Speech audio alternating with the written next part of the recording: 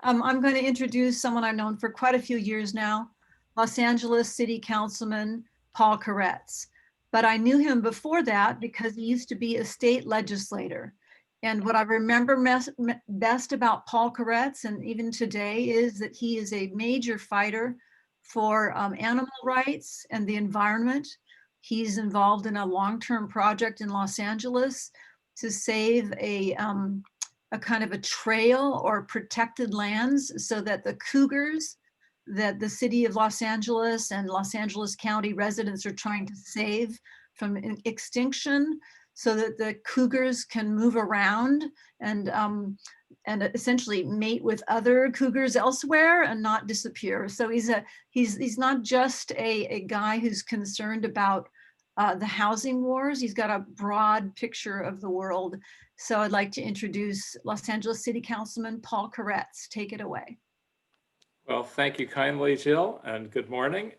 I'm proud to join you virtually, the members of Livable California, to stand up in opposition to Senate Bills 9 and 10 and in defense of our neighborhoods.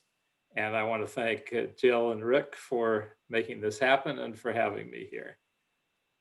Today, we continue the fight for local control, the fight to preserve the very urban fabric of our communities. This is a fight against gentrification and a fight to preserve generational wealth. It's a fight to preserve our infrastructure and a balance of public services. And lastly, it's a fight to prioritize affordable housing over luxury buildings in order to produce and preserve units for Californians of all incomes. We're really fighting against one man's unrealistic utopian views that he wants to impose upon all Californians. Scott Wiener believes and argues that single-family home neighborhoods with trees and lawns are immoral.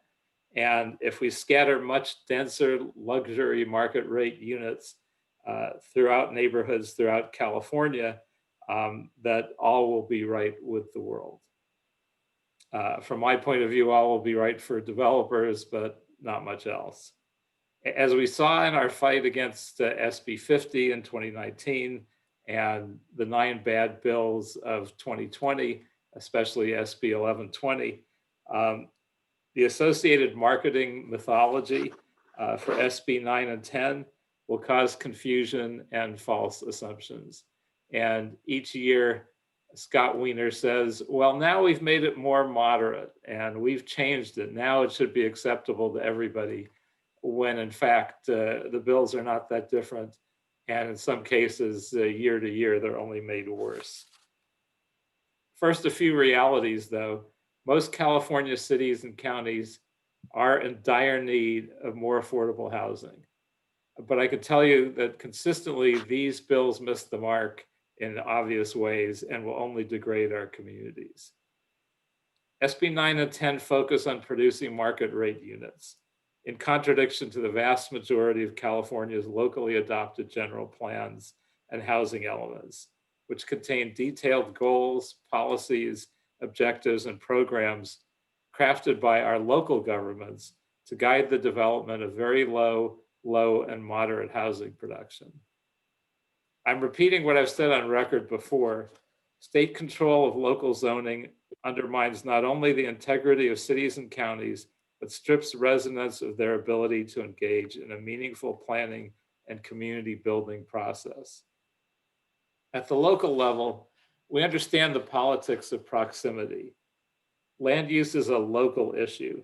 The closer you are to a project or a plan, the more you become concerned.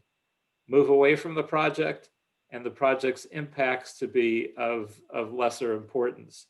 Move far enough away as far as Sacramento, and you only see the potential good for the projects. You don't realize the negative potential impacts. I believe we must stay vigilant, and I'm grateful to an organization like yours that's worked tirelessly to analyze each iteration of these bad bills that come out of Sacramento to inform Californians of the impacts. It's because of the leadership of active civic groups like yours that SB 50 and the hydra of 9 bad bills of 2020 failed.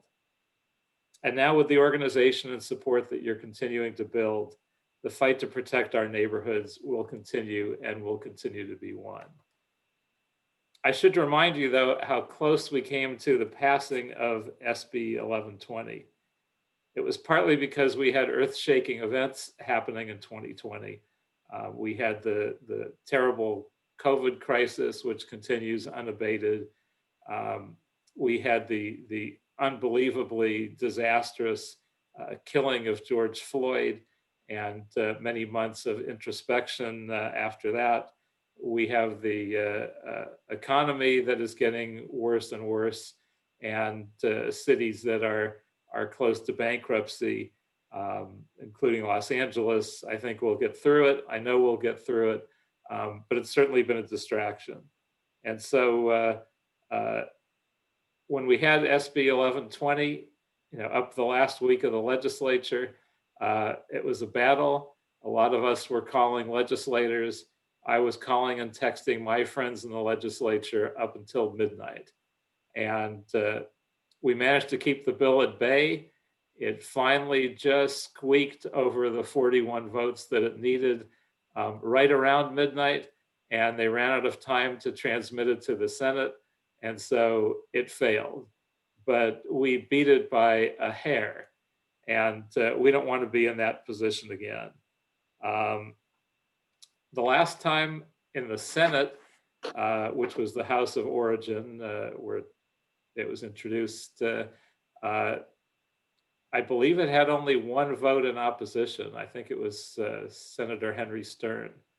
And so it really flew under the radar. Nobody paid great attention to it. Legislators weren't hearing a lot of opposition, again, because there were more pressing things going on. And then late in the game, I introduced the motion to have the city of Los Angeles oppose. We fought hard with the state assembly, and again, we were barely successful. So we certainly don't want to put ourselves in that position again this year. And as bad as things continue to be this year, and as focused as we might be on some of the strange things that have already happened at the federal level, and in Los Angeles, we have had a stunning series of deaths of very notable people in our history, and former council members particularly. But none of that is going to be able to distract us. We're not going to let this sneak by unnoticed this year. In fact, almost the moment these were introduced, we were watching for them, and we already introduced, before we went on a couple-week break at the end of the year, we introduced opposition to SB 9 and 10. So we're ahead of the game there. We'll certainly be lobbying hard to get our council on board. It may not be as easy because we lost a couple members. Former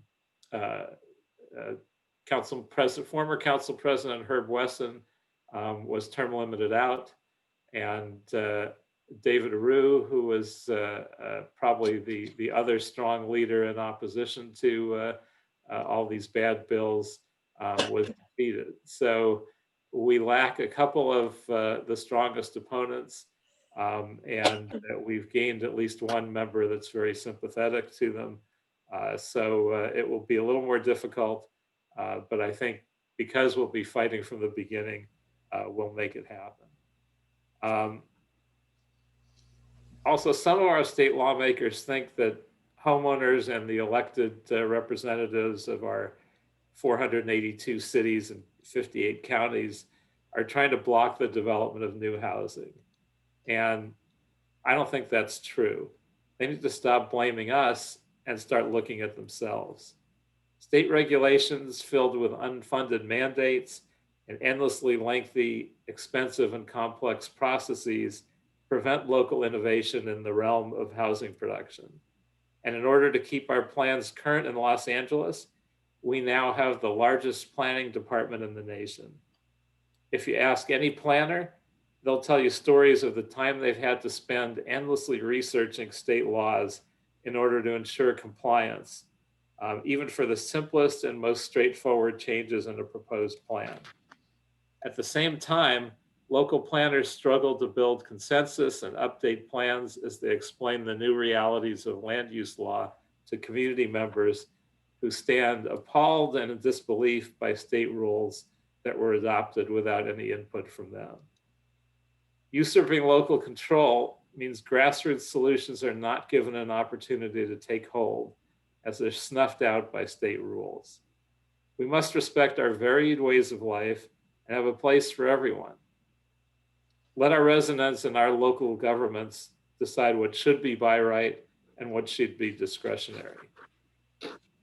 Most communities in California have plenty of room for infill development in their regional downtowns and commercial corridors and cores of their communities, including my very own city of Los Angeles, where the adopted housing element of our general plan proves that we have the capacity and can add to our housing stock with minimal displacement.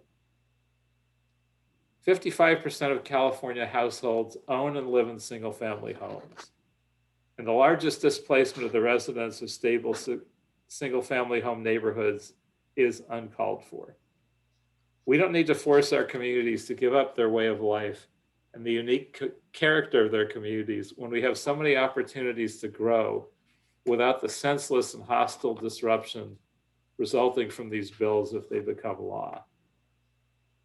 Following this exact approach, I, as a city council member in Los Angeles, have introduced a motion to expand adaptive reuse incentive areas citywide and in commercial zones when the development is reserved explicitly for moderate income and lower income households instead of market rate luxury units.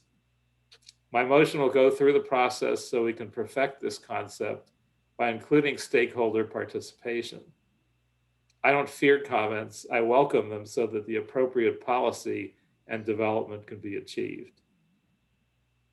So what exactly would occur if these bills are passed? Well, Senate President Atkins' SB 9 is a copycat of last year's SB 1120 and ignores the land development process in the Subdivision Map Act. It overrides local development standards, public participation, and forces local jurisdictions to adopt substandard lots. You'll see reduced yards and the separation between buildings, less light and air, and looming buildings. The additional units on the lots will have a crowded and unbalanced site plan, guided not by local regulation, but by pro forma. The results will be a pattern of development that our state previously defined as blight, but now will be mandating the blight. Senator Wiener's SB 10 will allow cities to ignore their general plan. The general plan is both a land use constitution and a living document created with extensive community outreach and environmental study to build a consensus about how a community should grow. This bill creates inconsistency between the general plan and zoning and removes environmental review. The result will be a public service and infrastructure imbalance, environmental degradation, and the lost opportunities of generational wealth for Californians as land title will be passed from homeowners to developers and real estate syndicates. The form of a building also matters in finance. Small apartment buildings over 5 units can only be financed as commercial property. These apartment buildings become inaccessible to the middle class, and the loan products are typically not designed with owner occupation in mind and require significant down payments. Whereas 1 to 4 unit dwellings are considered residential and have lending programs for first-time buyers for both conventional lenders and the FHA, these larger, more dense projects on what were single-family home lots do not.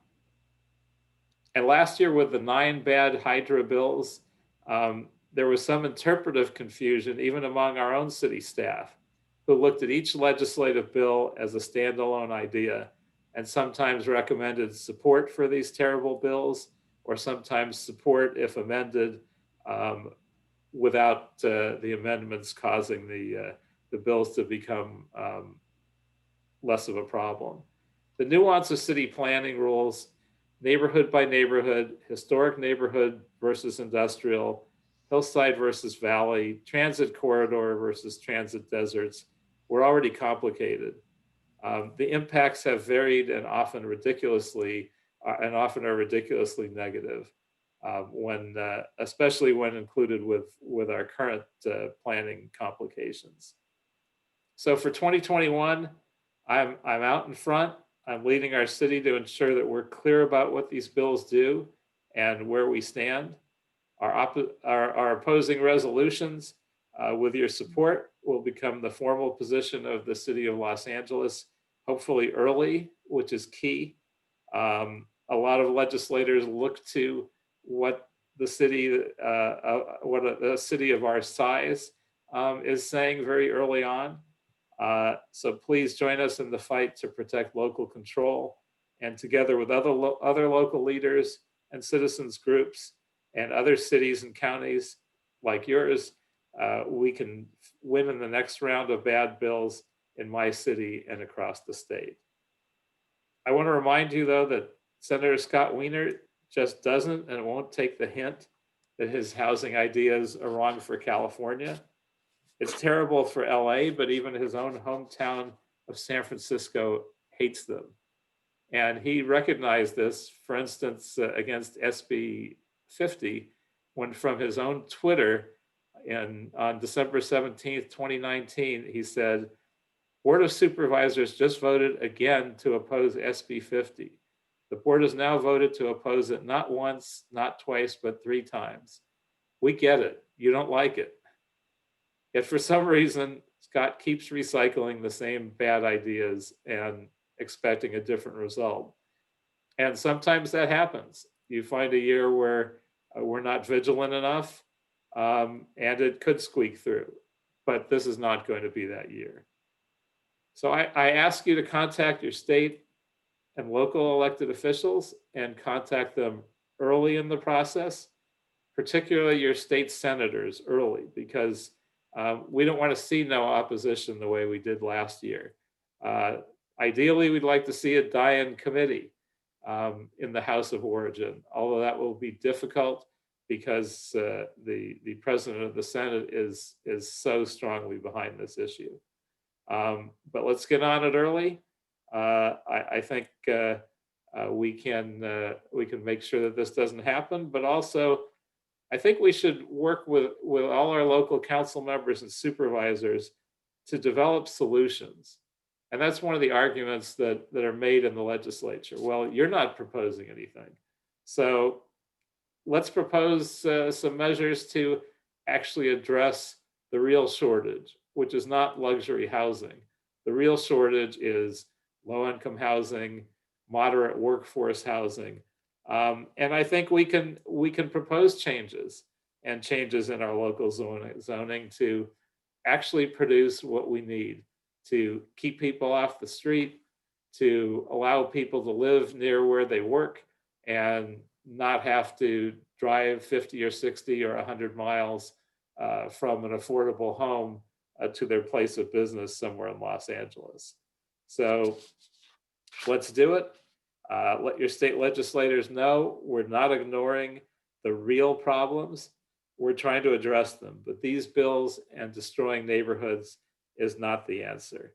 So I look forward to fighting these battles again with all of you, and let's get started.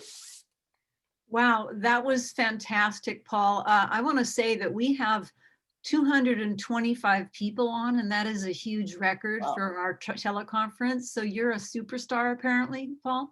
I don't think I'm the draw. I think it's the battle that's the draw, but thank you. I'll take it. All right. So we have a lot of people with their hands up. Rick is going to handle the questions from people to Paul. And then if Paul doesn't know the answers, one of us might jump in, but he knows a lot. So let's get started, and Rick will go in order. And Rick, why don't you explain again one more time to everybody how to raise their hand? If yes, if you're on a computer, open the participants panel. If it's not open, you'll see that at the bottom of your screen. And in the participants panel at the very bottom, there's a little raise hand button, and you push the raise hand button, and that'll put you in line to ask a question. If you're not using a computer and you're on your phone, *9 will raise your hand, and then another *9 will take it down. Say that one more time about the *9. If you're on a phone and you don't have you're not on a computer, push *9 to raise your hand. Okay, great. So go ahead, Rick. Start with whoever had their hand up first. Cheryl Holland, please unmute. Hi, thank you, Councilman Koretz. I can't see your face anymore. I don't know where you went. For that great presentation. I see a lot of people asking, and this was my first question as well, if you can make the content of your remarks available to us, because that is extremely helpful for me in explaining to my community. I'm the president of Sunset Square, and I work with Spalding Square as well to, try and combat this legislation. So that's my first request, if somebody can make sure his comments are available, or Councilman Koretz can put them on his website, or maybe Livable can email them to us. Okay, so you mentioned how last year we were all understandably distracted, and I imagine since we're only a weekend, we're going to be understandably distracted again this year. But how do we make sure that we get in on this fight early and don't get till midnight on the last day of the legislature before this thing is defeated? Because it's just exhausting to spend 9 months fighting this, and I know everybody else feels the same way that I do. So does what's the best way to get in there early? And I have one more question after that, but that's.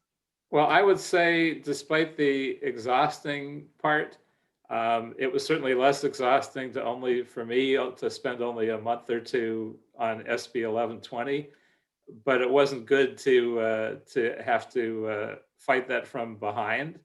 I think we're taking a different approach this time.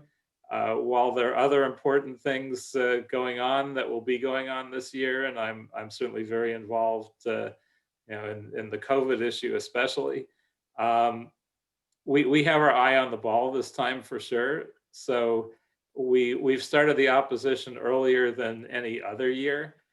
We didn't wait months to see how the conversation took shape before introducing and opposing a resolution to SB 9 and 10. Especially if you have friends in the legislature, you should let them know early. There's one legislator that told me they were somewhat annoyed that I led this big aggressive effort at the last minute, and they felt kind of blindsided. So I've contacted that person already and started to have that discussion, which he appreciated, because it wasn't something that he was following that closely either. So I think if we get to the people we have the best relationships with early and put this on their radar and let them know how problematic we think this can be, but also that there's going to be an effort to try and create more housing, but to make it affordable housing and to make it not disruptive to our neighborhoods. So I think that's just the answer. Just start early, and especially with senators, they shouldn't be given a free pass. They really got a pass the last time. And there were some that came out strongly against it in campaigns and such later, but they just let it fly through when it was before them the first time. Okay, and then thank you for that. I will definitely reach out to my senator and representative, who's probably the same, Bloom and Ben Allen. But I live in Hollywood, and we have so much luxury housing that appears to be empty, and it's not helping anybody. So it's a huge concern.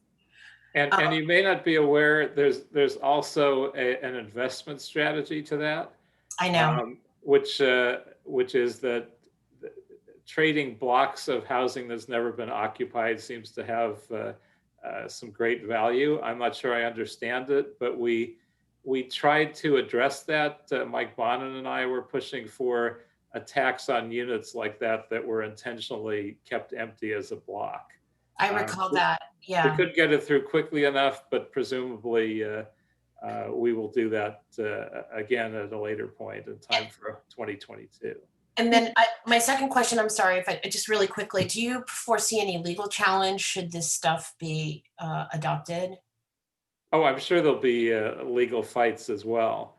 I think we'll be pretty stubborn, but I think it's a lot easier to deal with issues when they're actually before the legislature than to take a more long shot approach of trying to stop them after they've been passed. That's like peeling your conviction after your peeling after your conviction. It's probably much harder.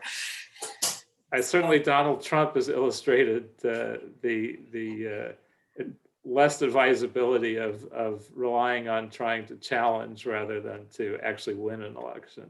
Yeah. I think that's the perfect example. Okay, thank you very much, Cheryl. Let's try to move to the next question. Rick? That would be Coraline Firebach. Hi, Paul. Hi. Thank you for being here. As far as SB 9, what is the maximum number of units that can be built on a lot? In other words, some say it's 8, some say it's more. And does it depend on the size of the lot rather than the maximum number? Well, it seems like there's a lot of debate. I mean, each of these bills, there's been interpretations, and so I can't guarantee those yet. I haven't done the intense research, but my understanding is that 8 units are likely to be allowed under certain circumstances on one single family lot. Jill could probably tell me if it's more. I don't believe it's more than that. I haven't seen any interpretation. I've seen claims by the authors that it's less, but I don't think that's correct either. Yeah, I'm just wondering is because if you have, say, 2 acres or 1 acre next door, could they build more than 8? I could see that mathematically, but I can't quite see it. I can't find it in the SB 9. Anyway, thank you. It was something that we need to look at to alert our neighborhood. And Coraline, maybe we'll take a closer look. But what we understand is it doesn't go by acreage. It goes by, is it a single family lot? Okay. Thank you. certainly. Thank you. Okay, next would be Aaron Williams. Hello, thank you very much. I'm Aaron Williams. I'm a board member of the Woodland Hills Homeowners Organization. We came out against 1120. Last year, Councilmember Koretz, we had Assembly Member Jesse Gabriel as our guest at our board meeting last month, and he was pretty blunt, which I give him credit for, honestly, but he said it's going to pass, no problem. He's now the Assembly whip, so it's his job to actually whip up the votes to get it to pass. I know you guys share a district. I assume you're friendly.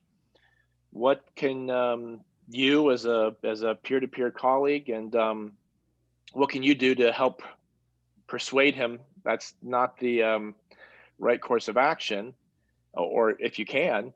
And also my council member is Bob Blumenfield, and he seems to be on our side, but just sort of maybe a little bit more wishy-washy. Where does your sense on where he falls into this, and is he going to join the more vocal fight against it? Thanks. I am pretty sure that Bob is one of my better allies on this issue. I would be surprised if he is not actively on our side. I don't know whether he'd have that much influence over Jesse Gabriel. There's probably even a little bit of animosity because he ran one of his staff, and his staffer ran against Jesse, and Jesse beat her. So I don't know how that left their personal relationship. I know mine is good, but it's a difficult issue. They're pushing it harder and harder in the legislature. So I think unless people see a groundswell of opposition, the easy route is just to say, well, the president of the Senate really wants this. And I don't know whether the Speaker of the Assembly, who's also a good friend, is really that strongly against it, may actually be cooperating on it now. So I think this is an uphill battle. The main advantage we have is that I think we're starting this early, so no one's going to just roll this over and think nobody's noticing, and there won't be enough opposition. I think we could literally, at the right times, barrage legislators' offices with phone calls and emails and letters and meetings, and hopefully make it clear to them that people don't want their neighborhoods destroyed, and that they probably won't want to be blamed for being the one that helped to destroy their neighborhoods.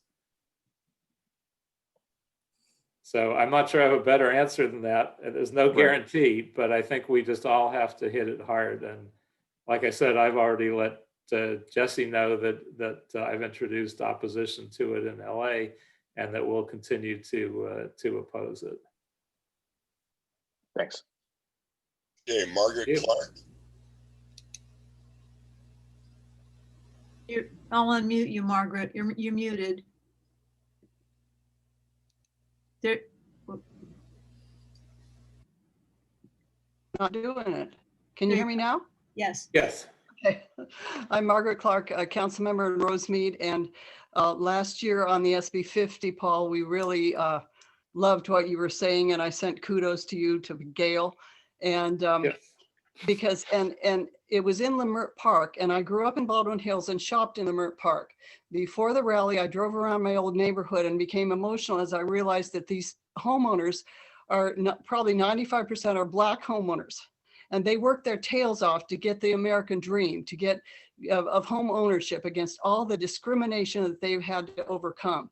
And it just, you can tell I'm outraged that Scott Wiener would dare to say the single family home is racist. That is so demeaning. It implies that only middle and upper class white people own homes, and that the Black people can't do it. Of course, they don't. And this is going to decimate their neighborhoods. I met Lynetta McElroy, and she represents like 350 Black homeowners. And we need to get the message out. And how can we, that with the Black Lives Matter, yes, Black Lives Matter, all lives matter, but you're taking their homes. How can you say you're for Black lives and then take their homes by the gentrification and all the things that are going to happen? And so how do we get that message out in a time, such a time as this, where people are thinking about the discrimination that the Black race has had to overcome? Well, I think we have to find the appropriate message carriers. Hopefully there are some Black elected officials that are willing to make that comment to and that argument to their colleagues. I think that has to be true on our own city council. Again, we've had a lot of turnover with a couple leaving electorally, and a couple of them leaving because of less than ethical activities. But those are all people we're losing that were opposed to whatever iterations of these bad bills. So even the LA City Council is not a guarantee, and we'll have to fight hard on that. But I think that's certainly a point. I think single family home neighborhoods being attacked as racist, I think is just absurd. And there's no reason why the Black community shouldn't be able to have majority Black home ownership in their neighborhoods and should be forced out of them. I mean, those neighborhoods are going to be decimated, and they'll be replaced by a lot of mostly white residents in brand new but smaller units. It's not what we want to see in the city. There really shouldn't be displacement in any neighborhood. If people want to live in single family neighborhoods, I don't see a reason why we need to change that. And certainly from an environmental point of view, we're already somewhat of a heat island in Los Angeles. But if we remove all of our single family neighborhoods with trees and lawns and replace them with concrete and take away their side yards and just stack them one next to another, we're going to heat up our cities as well. Exactly. So part of what keeps our city cooler is the fact that we have an urban forest in all of our single family neighborhoods. And Holly Mitchell was at that meeting, if you recall, and she was very much on our side. She's Black now. She's on the LA County Supervisors. Although don't forget, she didn't vote against the SB 1120 either in the first go I around. know that's the So problem. It clearly wasn't a priority for a lot of folks where there wasn't opposition. Exactly. So where we've picked up the votes is where people have heard from a lot of their constituents. Exactly. I think the first round illustrates what would happen with any legislator not hearing strong opposition. They just go the easy route and say, well, our leadership wants this, so why not? Yeah. Thank you.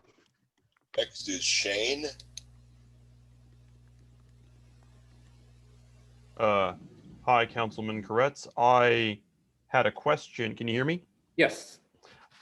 I was looking at the bill text, and maybe this isn't the best place to hash out the minutia of what the bill text actually says, but I think in section 3, subsection H, it says that in local governments don't have to permit an ADU if the authority in if the authority in the earlier sections of the bill is used to do a lot split or to build a duplex. Does that make sense? Have you had the opportunity to study the bill to determine that? I won't say I've studied it closely enough that I can guarantee I have the answer, but my understanding is that the lot split doesn't eliminate multiple units being placed on a single family lot. Again, Jill could probably tell us more definitively because my staff has looked at this more carefully than I. But my understanding is that even with lot splits, there are tricks with ADUs that will allow multiple units to be built on a single family property. And I believe it still would be 8. But Jill, can you shed some light on that? Yeah, Shane and Paul, I just put something over in chat. We had a lot of legal analysis done of the bill because it's impossible to understand. Yes. And we put up a fact sheet last night on the website. Rick will put a link over in chat right now to that post. It's a fact sheet on how it actually works. And I'll sum it up real quickly. It allows 4 units by right to any developer who wants to tear down a house and build 4 units, and that includes ADUs. It also allows 6 units by right. Nobody can challenge it, including the city, and that also involves ADUs and junior ADUs. And then, but when you get to the one where 8 units are allowed, the language is that a city doesn't have to approve the ADUs. So at that point, the 8-unit ones will be the battleground if this passes, in which some cities will say, yeah, sure, why not have 8 units where one house is now? And other cities will be like, no can do. So the 8-unit one is where the battleground will be allowed, according to, we've had a number of attorneys take a look at it, but right now we've got a really good assessment up on the site from Nick Warrenoff, who's a Bay Area retired attorney. So take a look at that, but that's what we are pretty much sure of right now. But it's unfortunate that it takes months and more than one attorney and all this effort to find all these hidden things inside the bill. And Paul Koretz probably understands it better than almost any elected official. And I'd also say I'm not confident that if it passes in its current form, that LA doesn't wind up passing regulations that allow 8 units on a lot. I think that'll be a battle, and I suspect our planning department will want as many units as they can to be built on a lot, and some members will follow their lead. So I wouldn't feel confident that the fact that we can give some input guarantees only 6 units. I think we'd have to do the same level of organizing that we're trying to put together here to prevent the city from doing that. So to sum it up, you could prevent, if you end up having 8 units on a lot, or use the authority to try to get 8 units on a lot, then in that case, a city could decide not to allow ADUs, and then that would only allow 4 units, but that's still 4 units. I think it would, is it 4 or 6 that would be allowed without the city's? Well, they can go to 6. We're confused, and everybody's confused as to what process. Let's say I'm a developer and they deny the 8 units. Can I go back instead and say 6 units? Probably. It doesn't, there's no place in the law that says you have to choose only one. And if you fail, you can't choose the other one. So 6 is the working number at which it's by right. Yeah, this is Rick. Let me try to clarify. There's 2 pieces of this bill. One is commonly and inaccurately referred to as, allowing duplexes, but it really allows 2 full-size houses on every lot. The other piece of the bill allows you to split a single-family lot into 2 lots.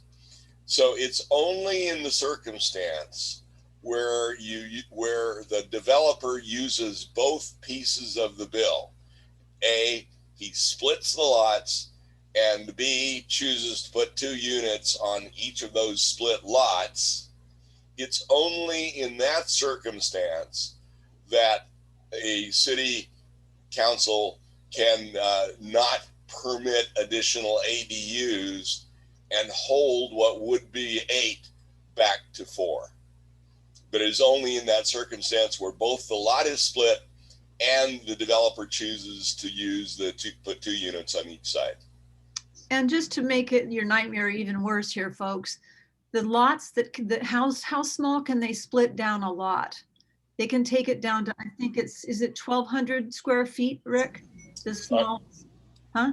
I'm sorry, I got distracted. What did you say, Jill? The smallest lot that they can create when they split a lot, is it 1,200? Yes.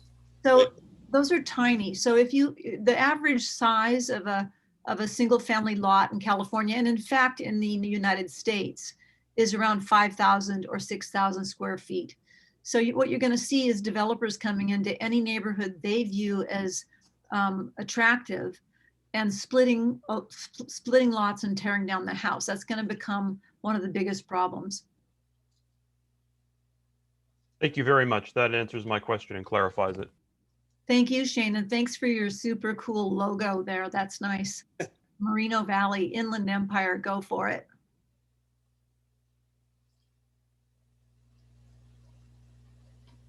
Rick? Yeah, the next is Christina Spitz. Hi there. Thank you, Paul. I'm Chris Spitz. I happen to be the vice chair of the West Side Regional Alliance of Councils. I'll caution that we have a couple of motions I'm proposing that are going through the process in that group, so that we haven't passed those motions yet. I'm also the secretary of Pacific Palisades Community Council. We opposed last year's bills, and we're likely to oppose these as well.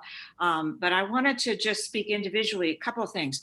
One of the things that struck me about SB, of course, I agree with everything everyone's saying about the 2 bills and the problems with them. But one of the problems that hasn't been mentioned yet today is that SB 9 has this terrible unconstitutional provision, which says basically that a local government, meaning a city council by a majority vote, can override a voter initiative to the contrary. So if voters get together and actually pass an initiative that would prevent this upzoning, that can be overridden by a vote of, if you have 10 10-member council by 6 people. That is unconstitutional under the California Constitution very clearly. And I would hope that that can be emphasized in arguments with the various elected officials. I think people are missing that. That is ripe for litigation if this bill passes. That's the first point. Second point, this is something I think that goes to what Cheryl was talking about earlier, the process. So last session, what happened was, and also Paul mentioned, a lot of these senators voted yes on this, I think unknowingly, although they should have known. And the reason is we were, this was clarified to me by staff for Senator Allen. This went through on consent in the first go around in the Senate. So a bunch of people just voted yes because it was part of a consent calendar. That it was described to me as a sneaky maneuver. Now, what we have to do, in my view, and this is what I've been told by others, is you need to get together. Tony Atkins will probably try to get it on consent again, but we need to speak. It has to be agreed to by the minority leader in the Senate, which is Shannon Groves. So we need to make sure that Shannon Groves can hopefully stand up to Tony and say, no, this should not be on consent. So at least we can get everyone on record, because otherwise, you know, it'll just sail through the Senate once again. So, well, that would help. That would be a great strategy. I don't know the composition of the group here, but if we have particularly some Republicans in Republican districts that can contact their legislators, and particularly the Senate Minority Leader, that would be great. I mean, if there were opposition from the Republican side of the aisle, and Senator Stern is able to embolden some of his colleagues, I think Ben Allen is probably the next most likely to be willing to join him, perhaps. That we can make this all happen. I think it's important to slow it down enough that it gets taken off consent, that's for sure. Can I make one more point? For those of you who are living in a very high fire hazard severity zone, which a lot of the hillsides in California are, there's a problem with these bills, and that neither of them includes an unconditional exemption for the fire zone. That in turn leads to problems with evacuation, extra density, blocking ingress and egress for emergency vehicles and for residents trying to leave. So a lot of us in those zones are extremely concerned about it. If you take a look at SB 9, it does have what's called an exception to the exception.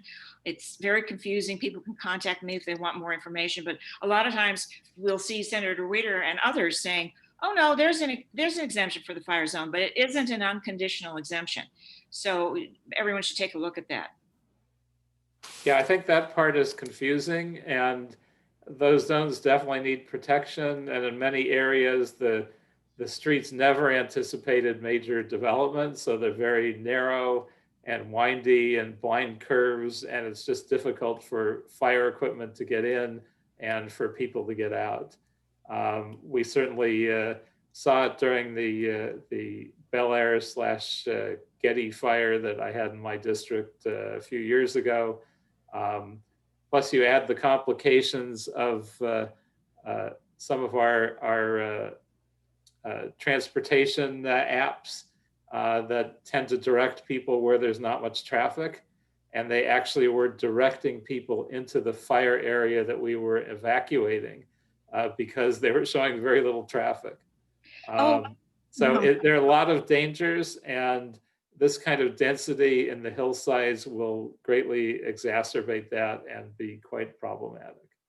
There's also a problem with the bill in that it, at least SB 10 wants to eliminate hearings for properties in the coastal zone. So that is a problem because you in many cases have to have hearings under the Coastal Act if you're in the coastal zone. So I don't know how that's going to play out, but that is also objectionable to a lot of people.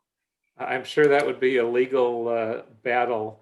Right. If this actually gets passed, there's a reasonable chance that that piece would be thrown out. But again, we don't want to be there and be praying that we win a few lawsuits. So we want to be sure we defeat this.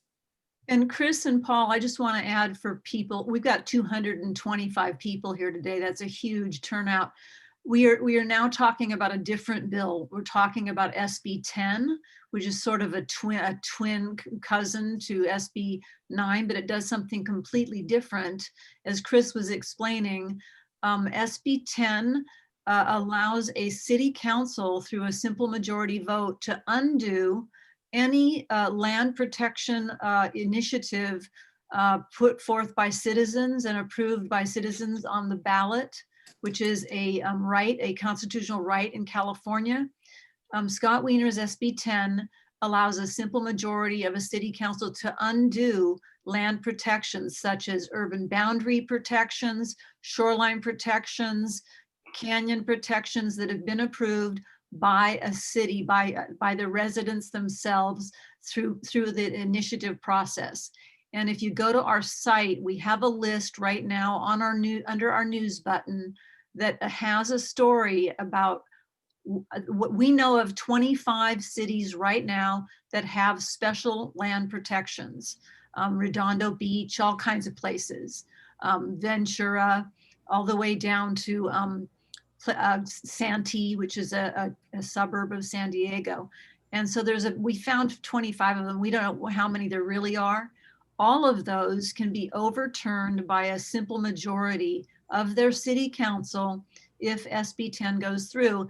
And my first thought as a longtime journalist is that you will see a weird kind of twist of corruption once the developers realize they can undo all of these things around the state.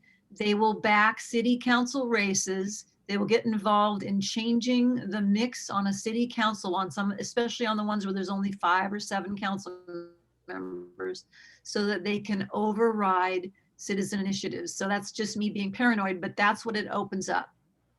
And certainly, I think it's a good campaign issue. If we've identified the places where we think that would be most easily done and most problematic, we should encourage the residents in opposition in those jurisdictions to push hard on that issue as well. Okay, the next question is from telephone number ending in 6038. Please unmute yourself and go ahead.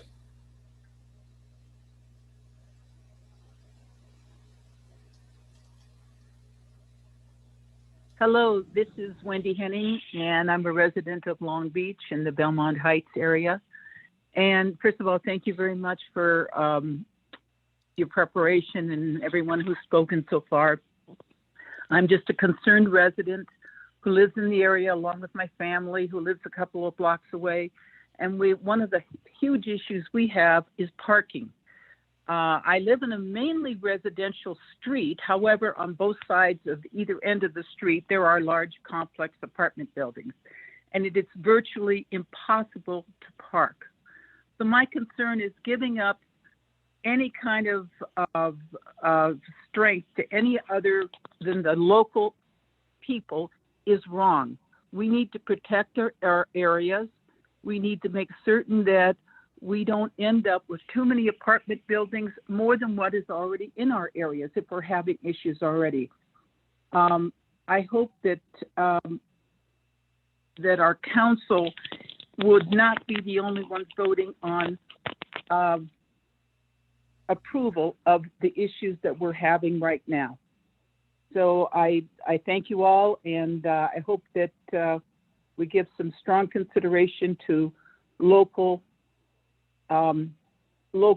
help and local residents for any changes. Thank you very much. Thank you. And I would note in Los Angeles, we've already exacerbated some of these problems on our own by passing Measure JJJ, which had a somewhat hidden element that the planning director, not the council, could make a certain amount of zoning decisions. And so we are allowing more development in residential areas already with evictions of folks from rent-controlled apartments and with greatly reduced parking requirements. That might make sense 25 years from now, but right now just create massive shortfalls. So what I've had to do to work around that is to meet with developers and to encourage them to negotiate with me and to try and negotiate them back up to providing adequate parking for the neighborhood. We have a lot of neighborhoods that are so tight on parking that we have preferential parking districts, and yet we would also build a building that has half the parking that's necessary. So I've had those battles. It's sort of like hand-to-hand combat, and I've been somewhat successful in working with developers and getting them to propose buildings that don't go along with a lot of our regulations, provide more parking, and provide some other elements that are desirable. And then the planning department sort of tries to fight me on it. But where the developers and I have been in agreement, we've been able to generally keep those things going in the right direction. But we're already in a bad situation. We're an example of how badly that can go, and hopefully this doesn't pass and make it even worse. Paul, I want to tell you that Professor Manville at UCLA just came out with a study saying that the #1 most influential thing that helps people get out of poverty, and the precursor to getting out of poverty and staying out of poverty, is owning a car. So there's going to be a big war over the issue of cars over the next 5 years. I mean, the hope is 25 years from now, we'll have a more extensive rapid transit system and fewer people will take their individual vehicles. But I think planning and building for that now is somewhat of a disaster.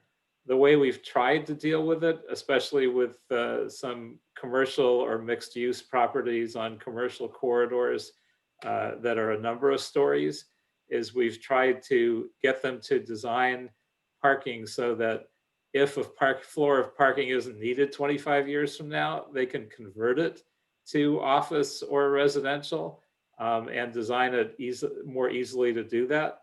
But in the meantime, provide enough parking that we don't create a situation where we're making our parking problems intentionally worse.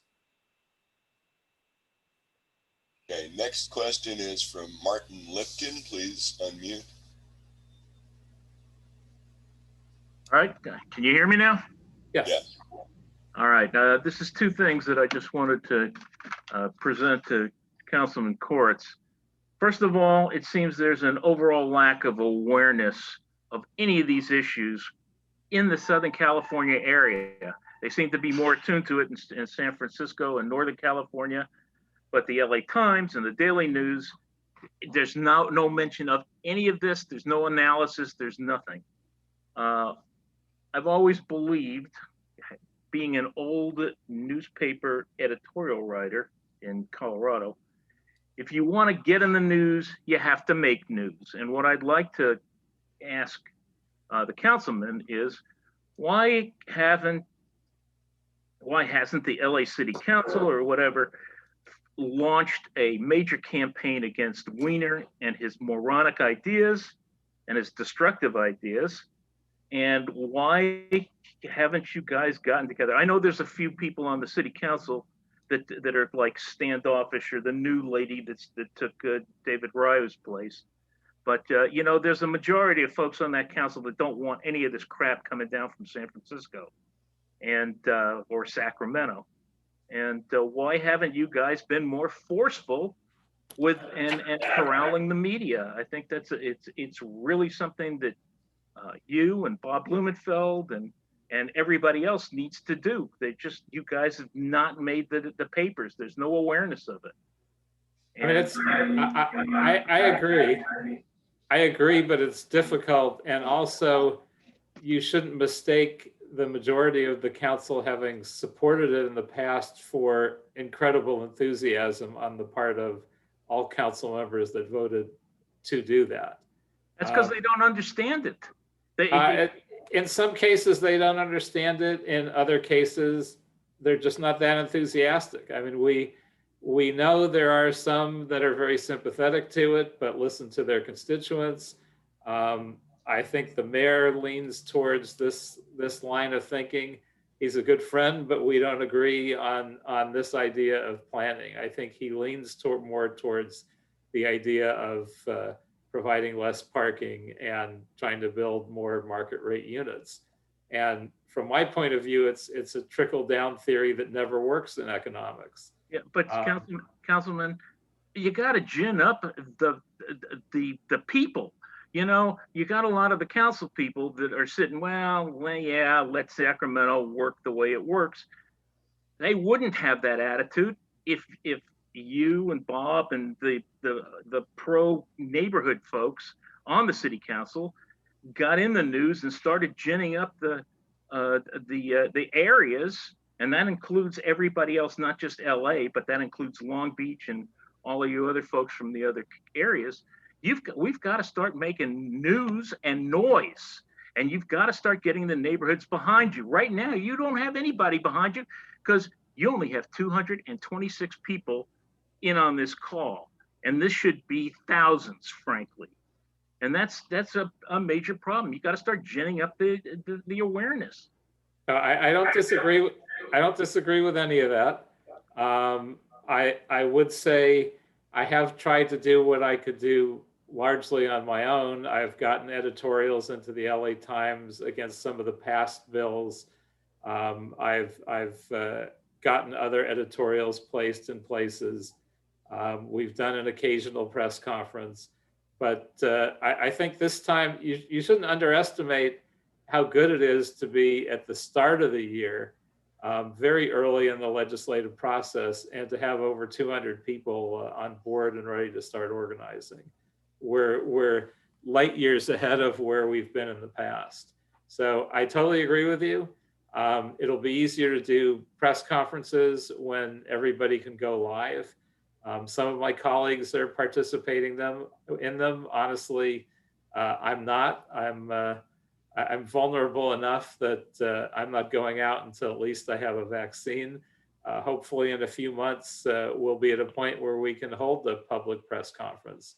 And I think we should, and we should be demanding that our colleagues get on board and get on board strongly. I don't know how early we'll hear this. I think council needs to hear that we want to hear it now. We want to go on record now. It's not that different than other bad bills. We don't need months of analysis from our planning department. We need just to get on board. And I think this time we will be trying to get early publicity, and we will be going at this harder than ever.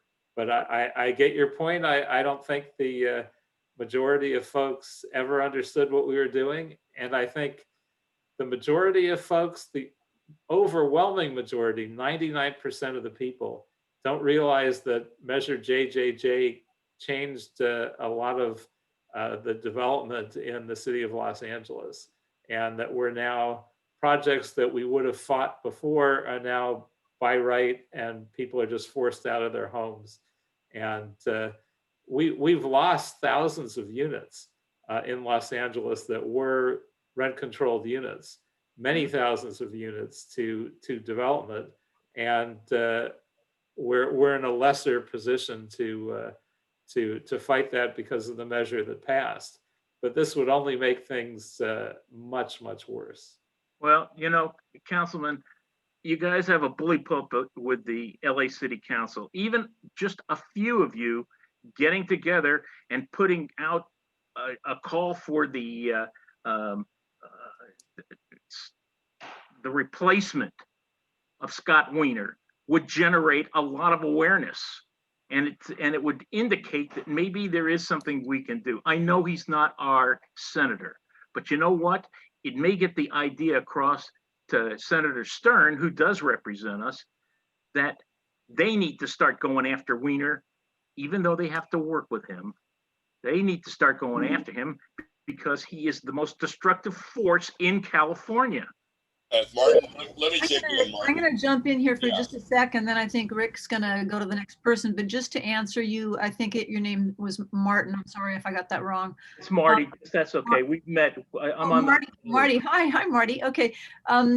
Scott Wiener has more money than any of the other senators. That's the fear factor. he has money pouring in. And in fact, there's a think tank that's doing a study of the money that Scott Wiener controls. He has the fear factor. So there's a lot going on as to why he gets what he wants or gets things through certain committees. He can put up money and back somebody against somebody. So he knows he's feared, and he uses the fear factor. He seems really friendly in person, but he's a high level strategist and a scary dude, and he knows it. So I think there will be a study of all of his money, and that explains a lot of the fear factor in Sacramento. But yeah, I think you're right, Marty. A bigger battle, a louder battle would be great. If anybody's got any money, donate it to Livable California. We'll try to do that, but we're operating on a string budget here. I think Rick was going to call on the next speaker. Yeah, if I could add one thing to that. From my observation, Scott Wiener has selected a couple issues with very high contributor possibilities. He's focused on the bad planning bills. He's also focused on another bill which I've led the opposition to and has been more difficult to defeat, if that's possible, which has been the 4 a.m. bar bill. So if you combine all the development interests in the state with all the restaurant and bar owners in the state, I mean, they're besieged now with COVID, but under normal circumstances, the contributions from bars, nightclubs, restaurants, and developers is a very potent source of millions of dollars. And he may use the fact that he's authored these bills and keeps authoring them to run for a statewide office. It wouldn't surprise me. And he certainly would have the ability to raise a lot of money to do it. Okay, let's move on to Kathy Knight. Kathy, unmute, please. Yeah. There you Okay, go. now I think I'm unmuted now. Yes. Thank you. Kathy Knight, I'm been active for many years in the Sunset Park area of Santa Monica. And I just want to thank you very much, Paul Koretz, for bringing out the whole issue of global warming, that taking down homes with lawns and soil and trees and putting up structures all over adds to global warming, does not help us. And I'm hoping that we could get maybe some climate change people on board to fight this kind of bill. And also, I've also heard that people, I keep hearing that people are leaving California. And I just wondered if you've heard of that, if that's true, or if if you've heard anything about which way the population growth would be going in California, if we really need a lot more. Certainly, it seems like a lot of people are leaving or saying they're leaving. Some from the Los Angeles area saying they're going out to areas further away. I know someone who's a realtor in the Joshua Tree area, and that is starting to get more interest from folks because now that more people are working online, they can live a little further away from population centers. I think the need to produce luxury housing will be lessened a little bit. Not that there's a massive need anyway. But I agree with you. It's not certain what the demand will be yet. We haven't really seen how everything that's happened in the last year will shake out. So we know we need affordable housing. We know we need very low income housing. We see that on the streets every day, especially in Los Angeles and surrounding areas with thousands of people that are homeless. There's no proof at all that we still have the shortage of market rate housing that people have been asserting. Okay. Thank you. Okay, next up is Anastasia.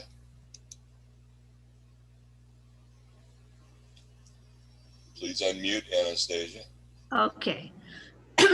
Yeah, I am a member of San Francisco Tenants Union, and I think you got to get the tenants' point of view on these bills. These are not empty lots we're talking about. These are lots where there are structures on them already that they're proposing changes to. What about the people who live there? You're talking about displacement. You're talking about gentrification because the new units are going to be much more costly. So these are the points that the tenants see as most important to them. And besides the secret stuff and the environmental stuff and the taking away of local control. So I sympathize with Paul Koretz that his council is less sympathetic and he doesn't have that much support this time around. But in San Francisco, we elected a new progressive supervisors, and we can get some things done. So I'm interested in those local control measures that we can institute now as to preempt the things that might happen. And don't forget that 902 last time around failed. So Wiener is a 3-time loser. So as far as his power, yeah, I see him in the street and I engage with him and talk to him about things, and he's not, he's got a lot of money, but, there are points where we can defeat him. So what I'm saying is each area has to see if they can have their local officials pass a resolution, their councils or their board of supervisors pass a resolution in opposition to these measures early on, because I remember San Francisco, a lot of places got in late. So you make your resolution in opposition, then each area has a lobbyist. The city employs a lobbyist to make those points to the state. So these are ways we can affect some kind of change. And then also, who were the people who voted? You said 1120 was squeaked by. Who are the people who voted against 1120? These are people that we can approach and say, hey, look, it's coming up again. So these are just things I want to point out, ways to work with things. One thing we can't forget, though, is they're a target for both sides. So the folks that are for it now know who their members are that they need to work on. So if we had just left it alone this year, the pro-Wiener side of things would have well more than 41 assembly members because they know who didn't support them and they're working on them. And as you mentioned, Jesse Gabriel may be more open to it, and I'll be pushing harder in the other direction. Ultimately, he didn't vote for it last year because he heard from so many constituents. But I think he's heard a lot from his colleagues that are in support now. So I think that'll be true for everybody on both sides. We shouldn't think that we don't have to work all the people that voted no. I think we probably have to work them all the harder to keep them. And we have to take a look at the people that pushed it over at the last minute, that were clearly the least enthusiastic of the supporters, but got the most pressure from their leadership.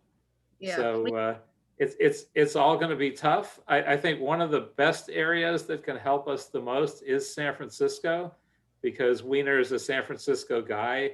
So if San Francisco comes out early again and strongly in opposition and says, we're not just disrupting LA's zoning, but we're disrupting our own, and even in Wiener's hometown, we hate it. I think that's always a very compelling message. So whatever we can do to get the San Francisco supervisors to come out early, I think will be really helpful as well. And Rick, tenants organizations, we certainly want to organize through. I would imagine CES and the other tenant organizations in the city of Los Angeles will be important to organize and get on board really early, because there's no advantage for tenants. There's some advantage for some property owners that want to get their properties bought out at a higher price than they would have otherwise. But tenants have no advantage to this. And hopefully we can get them actively involved in opposition. Rick, hey, Jill, let me just add one thing to what Anastasia said, because I know she'll be working real hard with the tenants organizations and others of us that live in San Francisco to get the San Francisco Board of Supervisors to oppose these bills.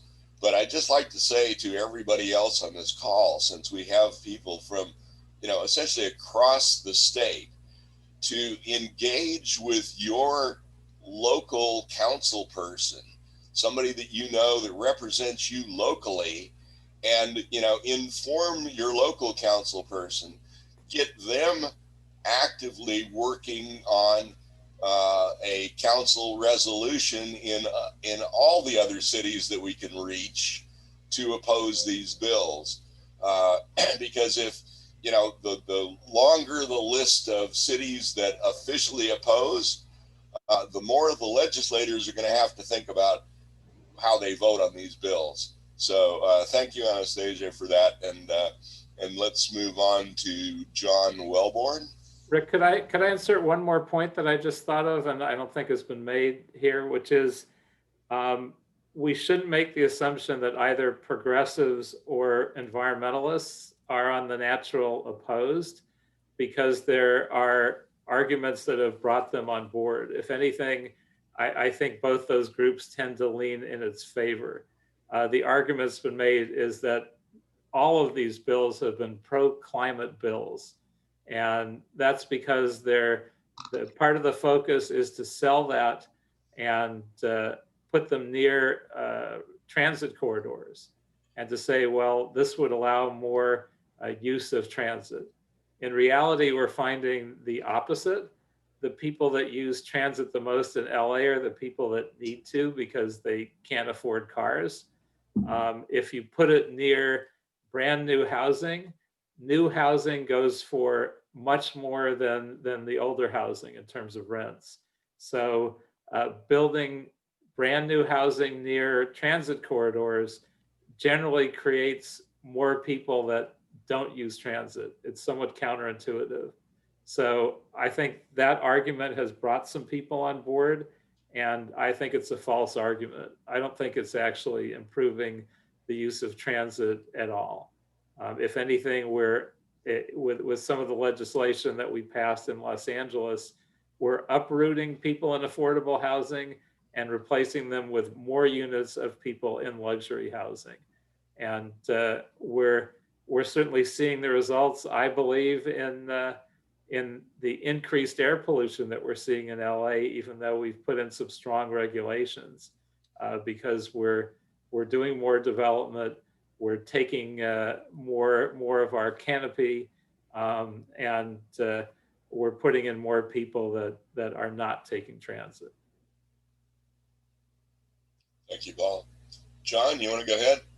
Yes, I'm John Wellborn, and I am an active person in land use and zoning issues in the mid-Wilshire part of Los Angeles. And thank you, Paul, our neighboring councilman, for all your thoughtful comments and hard work on this subject. I want to pick up on something that Margaret Clark said at the very beginning about getting the message out. It's something that Marty Lipkin also talked about. I'm reminded that I think it was yesterday, Joe Biden answered a question quoting Joseph Goebbels, who said, if you tell a lie big enough and keep repeating it, people will eventually come to believe it. And that's unfortunately true. We've seen it on a national level, but we're very much seeing it coming out of Sacramento and out of the mouth of Scott Wiener. And the problem is, in my view, the press either repeats the lie or doesn't talk much about it. So this is really a question and it's maybe a question for Jill and Rick. Is there any organized approach of getting people who are press relations, publicity experts involved in a team to get the press to know the truth instead of the big lie, so that maybe then the press can do what Marty Lipkin was talking about and what Margaret Clark was talking about, getting them the true message out to the people who can then get their elected followers to follow? That's really a question for Jill and Rick, and organizational question. Thank you. And I'll give you one first, just for a second, which is the LA Times is completely sold on this whole concept and supports every iteration of these bills, not in a too heavy-handed a way, but I'm not sure if we can talk them out of it or not. Well, I don't know. Paul, that they've got a young reporter who came from Sacramento down to Los Angeles, who's a true believer, because, you know, a lot of young people hear big lies often enough, and they think that's the only truth. Yeah, younger people especially believe that if we build lots of luxury housing, it will trickle down to them, and it's the only way that they'll be able to afford to stay in LA. Yeah. But again, my question is there any organized way that Rick and Jill, Livable California, and others have been working about trying to get some people, whether volunteer or paid, to counter the big lie?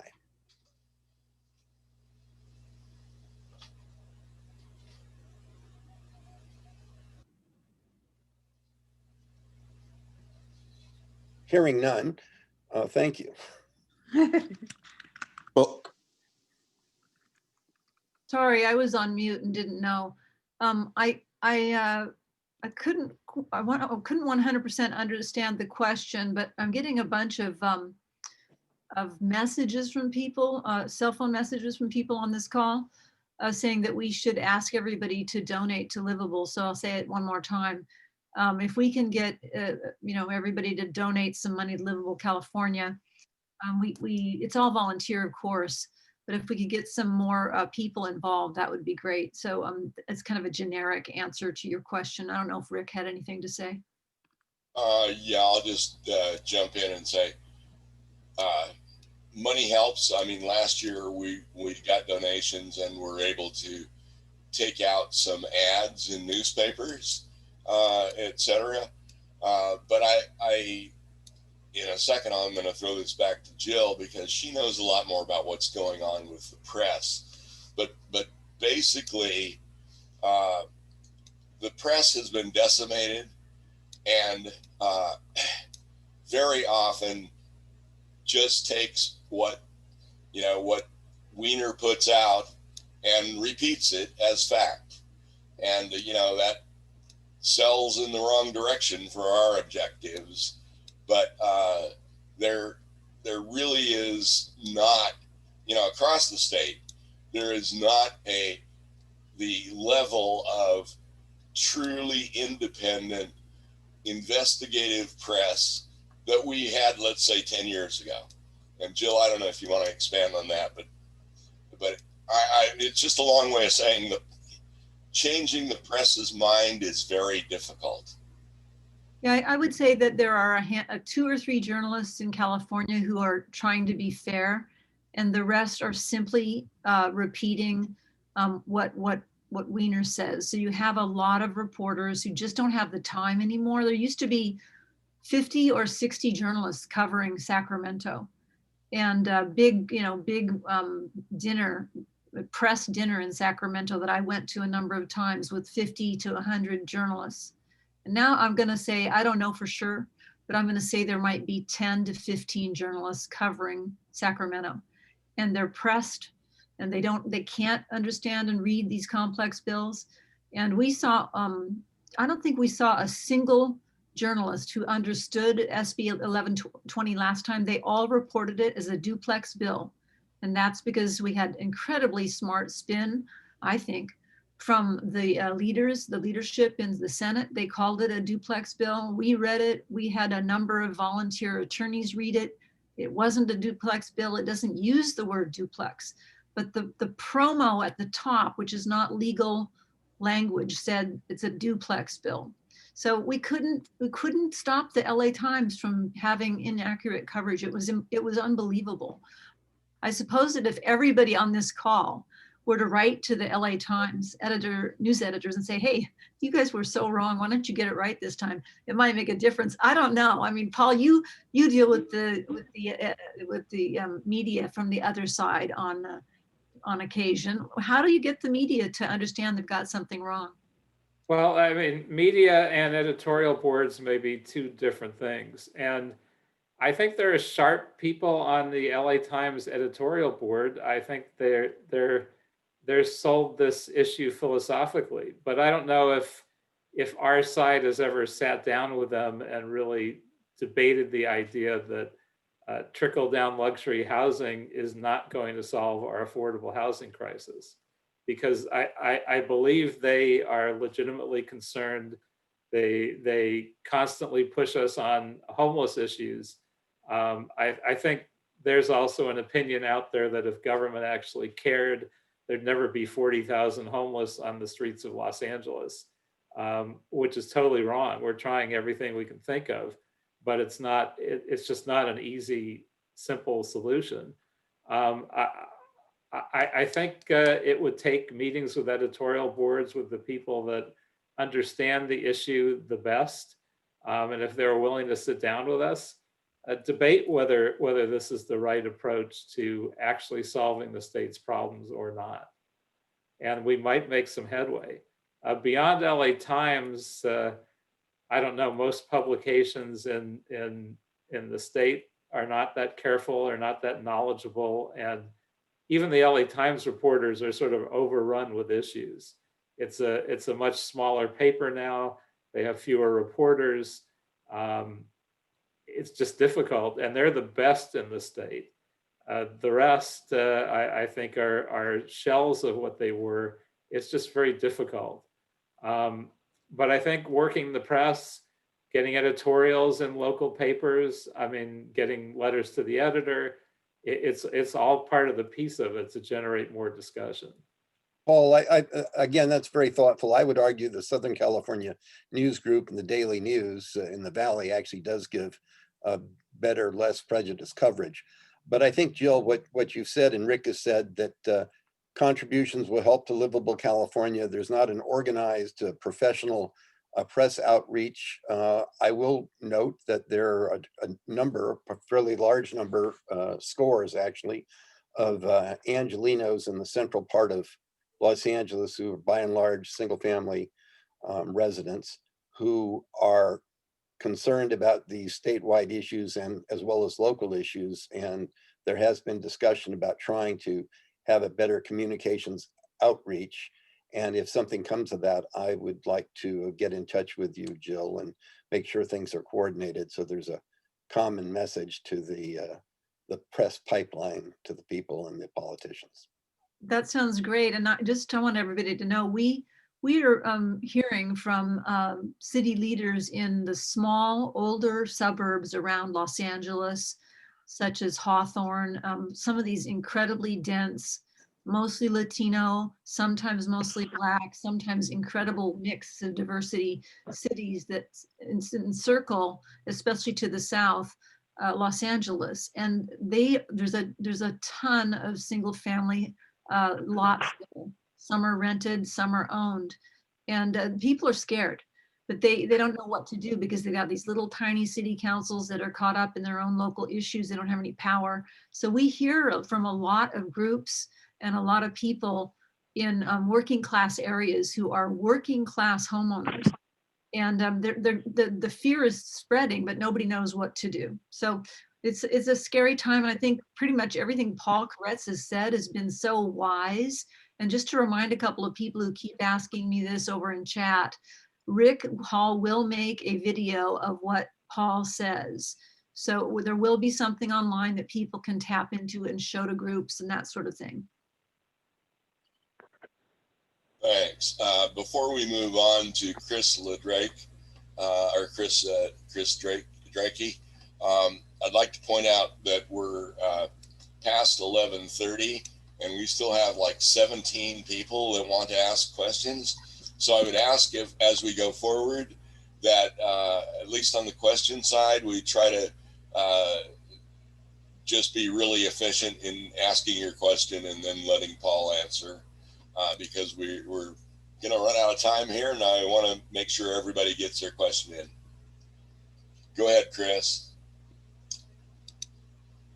Apologize if I'm getting a hum through the system, but I'm working with the Torrance City Councilman Mike Griffiths with California Cities for Local Control. I believe Paul has signed on as a supporter of that.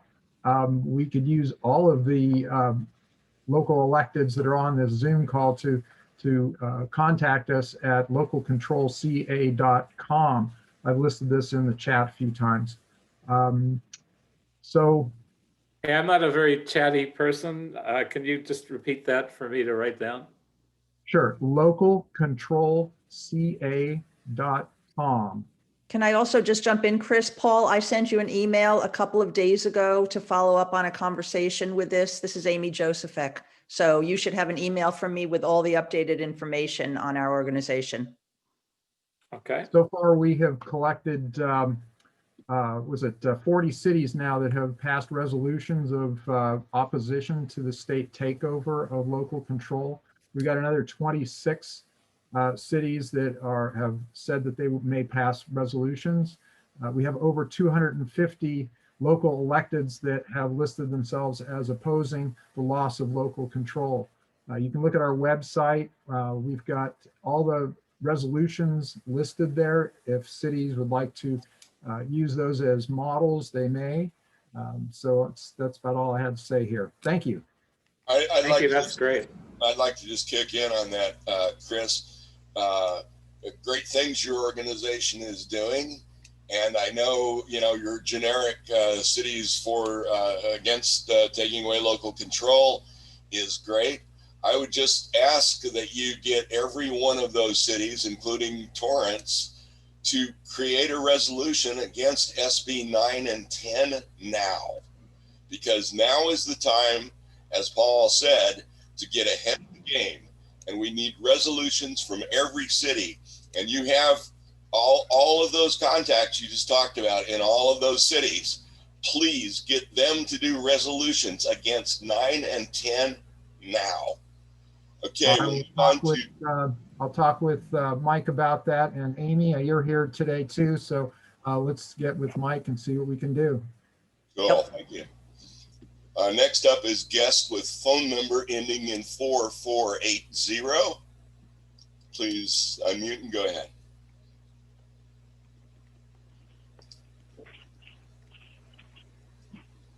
That is 310-799-4480.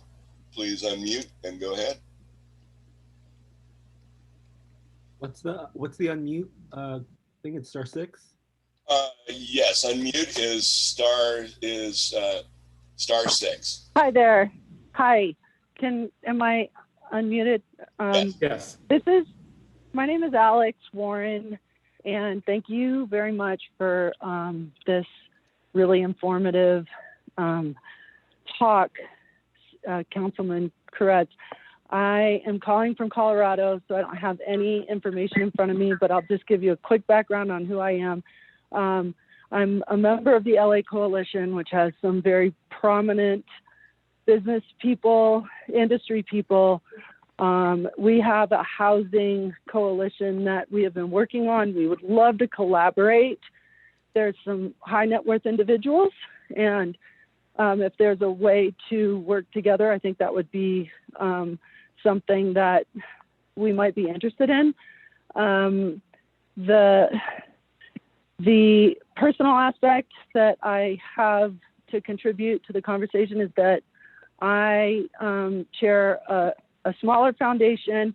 We participated in something that the legislature had in December called the Bear Cave. I don't know if you're familiar with it, but where they had they accepted a pitch for legislation, innovative legislation, especially with regard to all of these issues.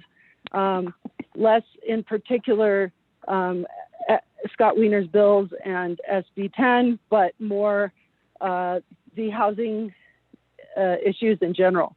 And so what I wanted to let you know is that we're continuing along that line. Hopefully we will get some traction. My colleague Richard Katz, who was a former California legislator for many years, is also working on this. What I'd like to say in brief, and then I'll get off, is that the biggest issue with any form of continuing development in housing while interest rates are at their current level is the business model. And I think that Councilman Koretz, you addressed it a little bit at the outset. And the business model does not allow for a large enough amount of affordable housing to be a part. The way REITs, that is real estate investment trusts, and whether they're publicly traded or whether they're privately financed, is through the churn of the money. So the fees that are taken off of the constant refinancing and selling and refinancing and selling. And so it doesn't matter whether they're occupied or unoccupied. So I think somebody mentioned that most of these luxury housing units, a lot of them in Hollywood, are empty. That's correct. The business model does not need anybody to be in there for it to work. And so our bill that we are still working on a kind of draft of to propose would be addressing how this has disconnected the financial model from human beings. And there is a way to, without waiting for interest rates to go up, which will be disastrous for everybody, to address specifically publicly traded REITs and how they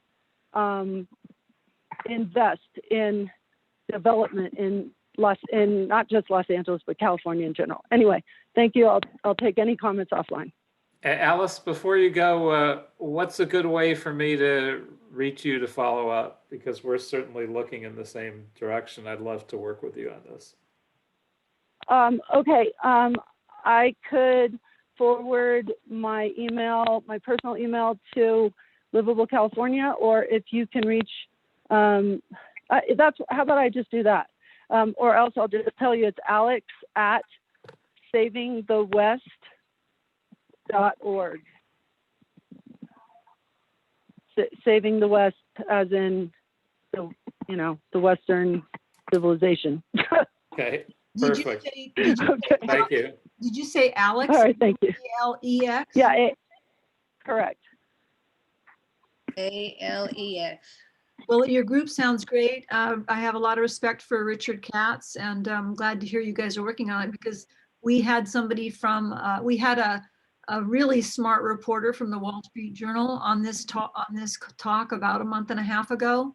He wrote a book called Underwater, and he was warning us that if we get 4 and 6 and 8 units on single family lots, they are going to be taken over by investor groups.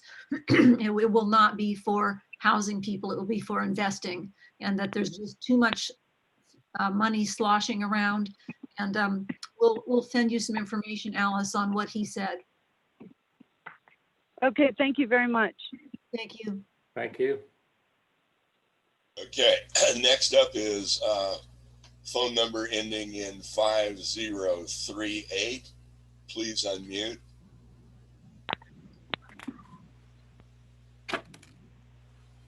That's 1-562-841-5038. *6 will unmute you. There you go. Hi, I'm 5038. I can't say enough for the comments as to how do we get the word out to our citizens who are affected by this, who have no idea Sacramento does this at all.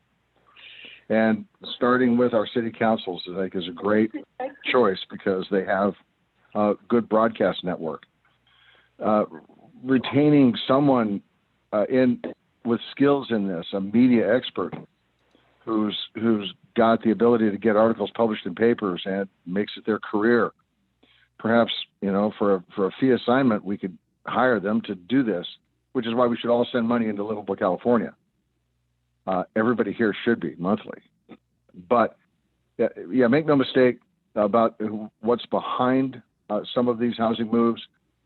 At the end of the battles in the Senate last August 31st, the assembly person from San Fernando Valley said he'd only just learned that 10,000 homes in his district alone were investor owned. And I mean by not just publicly traded REITs, but private investor groups. Blackstone may or may not be a REIT. I don't know if they're publicly traded, but you can Google them and they own 4,000 homes in California. Yep. So yeah, it's all investor driven and it just ruins neighborhoods and it's not necessary. My comment is, yes, number one, how do we get more publicity? How do we get the people to understand all these things? Hey, when is the vote? Is it August 31st? So when will they act on it? Do you want to identify yourself and what neighborhood you live in? Oh, yeah, my name is Bill Shelton. I live in Long Beach. Oh, hi, Bill. Yeah, we didn't have your name attached to the number. Yeah, Long Beach is an interesting case because you've got a number of very active YIMBY related city council members and others in the Long Beach area. And then there's a very strong pushback. It's fascinating what's unfolding in Long Beach. Do you think, Bill, that there are groups rising up in Long Beach that are pushing back? There may be. Now, it's unfortunate that the Long Beach area state senator, Lena Gonzalez, has co-authored SB 9 and maybe SB 10, but we can fight that. And yes, and Long Beach has more than that. Long Beach, but see, nobody on this phone call was building buildings in 1984. I can almost guarantee it. Well, I was. And we were building in Long Beach according to a reckless zoning map that had been introduced to increase the residences by 30,000. And what happened was that neighbors in R1 zones that had 8 units and 6 units and 4 units built next to them rose up in such a viable force for ruined neighborhoods that all the zoning planning and development standards for Long Beach got changed and got changed in a very good way, in an intelligent way. So we have a history in Long Beach that could be such a good glimpse forward if any of this stuff goes through about how tragic it is, how wrong Wiener's planning is. Utopian was a description earlier used. I'd call it almost a pipe dream or sophomoric or just, I don't know what you want to call it, but I guarantee the guy never built a building and never collected rent and doesn't understand any of these factors. But well, anyway, we all know we don't like the bill. That's a given. So how do we get the word out? And I just have to think it's going to be people that have some expertise in media relationships and just make it their business to get paper articles written, and our city people. The move to our city councils to publicly oppose these things are going to be very, very important. And anybody who wants to study the Long Beach story can get it from me anytime. You know, I've got an email, but I'll tell you, if you look at what Long Beach did from the late 70s to the late 80s, it is an absolute perfect example of what was wrong and what was made right. And everything, of course, in these bills is wrong. We just don't have to go through that. Let's just go straight to what's right. And that is alternatives to producing housing. Now, they're complex. They're way beyond the scope of a phone call. But as we're all seeing, working away from employment hubs is starting to work better. Well, you have to understand, you talk about affordable housing, get out of LA, go to Lancaster. Great big single family homes for sale for $310,000. Now an FHA buyer could buy that for $10,000 down and have a payment that's less than his rent. But all over the country and all over the state of California, there are areas that are less expensive than hot core urban metro markets. like all of San Francisco. Hey, Bill, Yeah. I'm sorry. I'm gonna interrupt you here. We've got 7 more or 12 more people who want to say something. I'll let it go. Want to add? Thanks for listening. Thank you. And Bill Shelton, thank you. There is a site in Long Beach called LB Report. LB Report. It's a very small website that keeps up with this stuff in a very interesting way. We read it all the time. And there's a couple of small papers in Santa Monica that got the story right this year as well. I don't remember the names of the Santa Monica papers, but they both wrote stories about the 9 bad bills. Really smart, local, small papers. And I don't know if those 2 papers in Santa Monica helped to change the mind of the assembly member there, Bloom. But Bloom was deeply in the YIMBY camp and writing YIMBY bills all of last year and just way, way off into the YIMBY land. And then he pulled back. So we have to assume that those small little papers made a difference. Rick, take it away. Okay, next is Laura McMoran. Please unmute, Laura. Hi, I'm unmuted. Thank you so much. And I'd like to thank you, Councilman, for framing this as an issue that degrades communities. I'm a city planner in the South Bay, and my question is, it's a defensive one with these bills. How can we best interject standards if the state is going to already prescribe standards? How could we amend this bill in a way, especially talking about SB 9, that would ensure some protections for the concerns we've shared about tree canopies and open space and congestion on streets and lack of parking.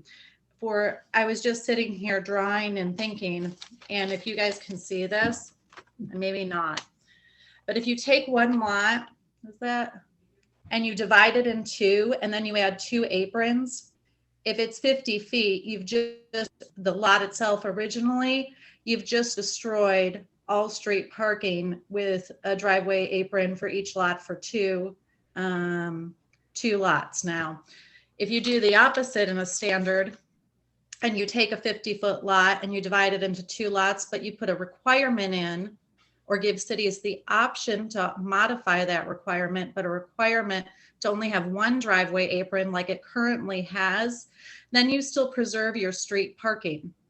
So that's the kind of thing I'm thinking about as I'm hearing all this. Maybe it gets defeated and that would be for the best, but if it's not, what can we do to ensure that, 482 communities, we planners are going nuts. You've said it, and we truly are.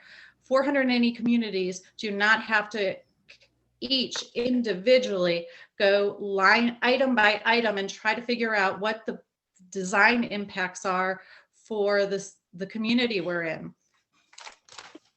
I mean, I have sort of mixed feelings about it, whether it's worth trying to amend a terrible bill to improve 5 or 10% of it, or whether we just focus on defeating it and also focus on trying to write a bill that helps us create affordable and workforce housing without decimating neighborhoods. So I would agree if I thought this was a rational process, but I think tweaking some of the problems and possibly making it easier for it to pass because they can then crow about how they've addressed 1 or 2 problems. I'm not sure that that's the winning strategy for it. I agree if we were looking at this bill in council and it seemed like it was going to pass, I certainly would try to tweak the worst elements of it. But I'm not sure we're dealing with a rational group of folks either trying to write it and advance it or not. So I have mixed feelings. I don't know what Jill and Rick think and others think, but I think your points are very well taken. It would be an improvement to the bill. I'm not sure whether that actually gets us to where we want to go, though. Isaiah Madison, could you answer this? I see that you're talking about it over in chat. Isaiah, where are you? Hey, can you hear me? Yeah, Isaiah is a board member of Livable California, and he's also an urban planner. I was just being sarcastic in the comments. The reality is that the legislature and the people pushing these bills, they don't care about any of the issues that you've mentioned because they're designing this for very dense urban environments like San Francisco. So their rationale is that you won't need parking and that you'll go to the park if you want to be by a tree.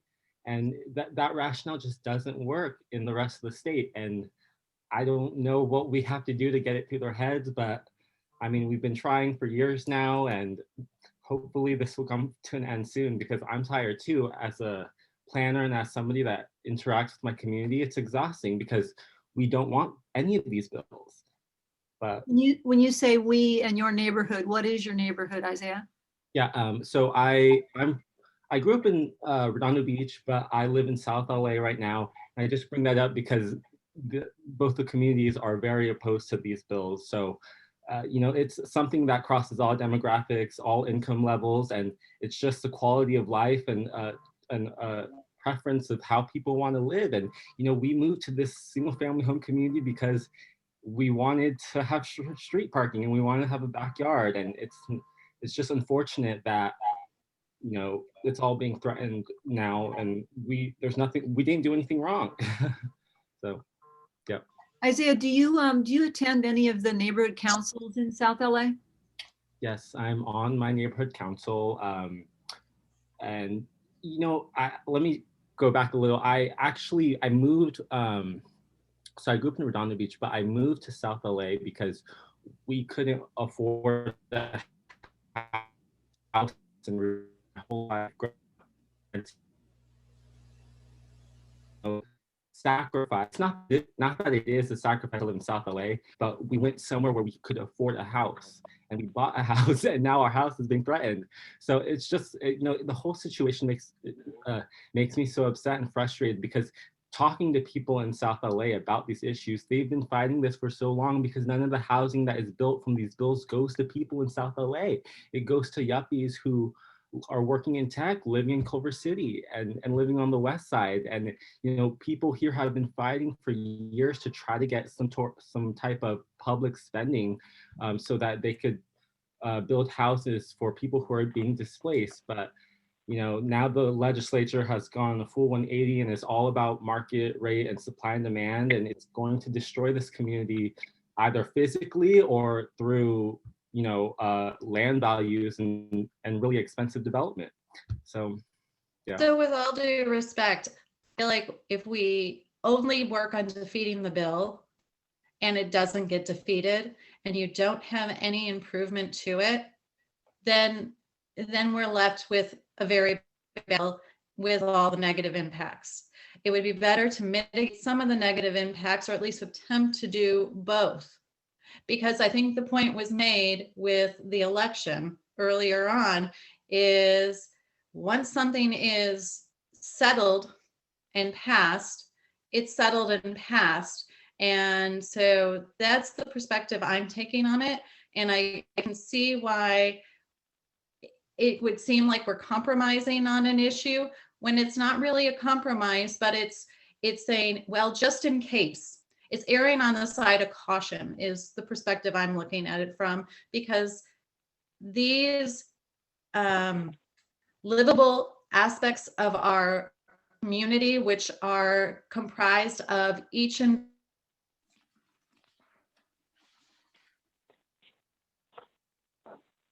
You went mute. Laura, we lost your audio. Laura, we lost your audio, but let me just say, I'll be happy to work with you and or Isaiah offline on the topics that you've raised.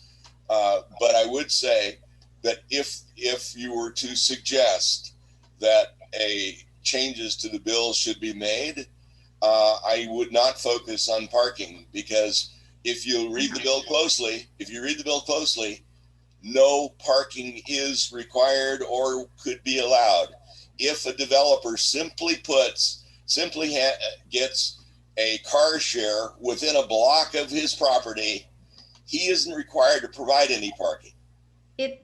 And so I would suggest that instead of focusing on parking, that focusing on lot size or on some other restrictions, something about affordability, that there are a lot of places that we could suggest improvements to these bills. But I wouldn't suggest that parking is at the top of that list. But we can work offline on that. One other suggestion one other thing I would suggest if you are seeking amendments is to have some type of notification or public hearing requirement, because I think that's what is really going to start a problem, especially here in South LA, is that a lot of people don't know this is coming. And at least the least the legislature could do is send people out to communities to talk about what they're proposing and get some feedback. But this whole process is anti your profession and my profession. It's anti-planning. They don't want the planning process because it holds back their market rate, supply and demand concepts. Okay, can we move on to Tricia Crane? Tricia, please unmute. Good morning. Can you hear me? Yes. Very good. Well, good morning. Thank you, Livable California. Thank you, Councilmember Koretz. I chair a neighborhood association in Santa Monica. I must say I'm very happy to see a lot of Santa Monicans in this call, and also delighted we have a new group of council members, slow growth members that the residents managed to get elected in the face of huge opposition. And these are, I know Phil Brock was in the call and may still be with us, but I'm very interested about one issue at this moment, and it's a bit tangential to what's on the topic, but really important, and that is that Councilmember Koretz, you express your concern about the issue of lost generational wealth with the proposed legislation. But last year's Prop 19 becomes law on February 19th. It was backed by California realtors with big money and very little opposition and very little press on one of the big consequences for residents. And that is that it was supposed to help wildfire victims with the revenue it generated, but little discussed was the effect of it in that it will force the sale of a lot of homes that are inherited. The result of it is that these homes, when they're passed on to children by parents, will be reassessed at market rate. And very few people will be, very many, especially middle-class families, will be able to afford the new assessed taxes. So I'm wondering if you're aware of this. It's about to go into law on February 16th. We're having a meeting on it Monday night.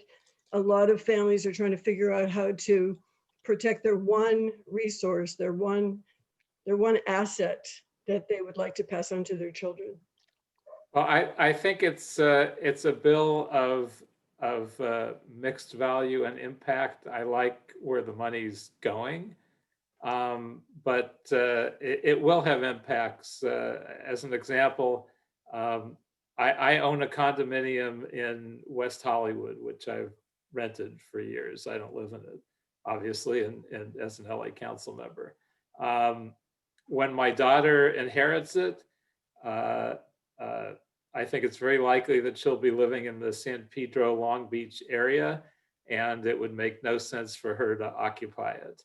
So I think because of the increase in property taxes, there's in all likelihood she'll have to sell it, and that will happen over and over across the state.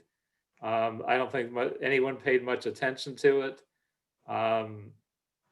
It was a very easy pass, and nobody's really thought about the impacts on individuals and their families. People are just starting to wake up to it. And what's really unfortunate is my neighbor is leaving her house to her daughter, who's a teacher, who would never be able to afford, $20,000 a year in property taxes. So some of these neighborhoods that have become quite inflated are going to be wiped out. And there's a reason why the realtors are all over it and why they funded it. And this is a perfect example of the terrible situation we're in California was such inadequate press on what is really in these bills.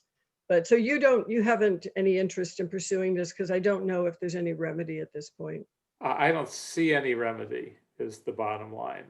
It passed. I don't think there's anything that's illegal about it. I think there was just too much going on and nobody paid much attention. I didn't even pay much attention, to be honest. I saw where the money was going, and certainly I'm very concerned about fires and firefighting, and that seemed very promising. Well, so, in fact, that money is not going to be readily available for maybe a decade. So there's a reason why, realtors promoted this, and now they're already reaching out to families to benefit from it. So I think it's a really, a lot of families are going to try and find some workaround, but it appears that that's not possible, except for the very wealthy who could form new companies. It's a very unfortunate situation for a lot of families. Yeah, I don't disagree, and I'm personally guilty as charged with not paying much attention to it and thinking it was actually a good bill before and a good proposition before I looked at it more carefully. Thank you. I'm going to try to move on to people that haven't spoken before. So Patricia McPherson, please go next. Hi, you can hear me, yes? Yes. Yes. Hi, Paul, Jill. Thank you for this. And sorry, started on something else. And Rick for handling this. I'm president of Grassroots Coalition, dealing with wildlife and habitat issues and governmental accountability. We've been crazy lately working to ready a legal challenge for the certification of the restoration study that Fish and Wildlife has put forward for Ballona wetlands, which is horrific and pathetic. Good for you. I agree with you. Yeah, and I know you do, and we need to talk about that. But Jill, you brought up some things. I just wanted to talk about. Everybody's had great stuff, but that urban boundary information that you had. Number one, LA is a park poor city in the first place, and we've got stats on all of that. We have people that have really drawn up the stats on all of that to make it easily visible to people. And I think that, Paul, again, thank you for the climate change aspects, but we also have the wildlife aspects of, certainly my yard is, I have as much tree and wildlife friendly atmosphere here as possible to maintain our urban wildlife here. And I think that's an issue that we need to address. I don't know where the Sierra Club stands on this right now. I'm also Sierra Club regional member for the Airport Marina Group. And I think we really do need to have them weigh in on this. But so Jill, there was the question about how would this affect even areas for like the Oxford Basin area, all of our parkway areas that could also be taken over. How could this possibly affect habitat area that we've already secured as, parkland reserves, which is Ballona wetlands?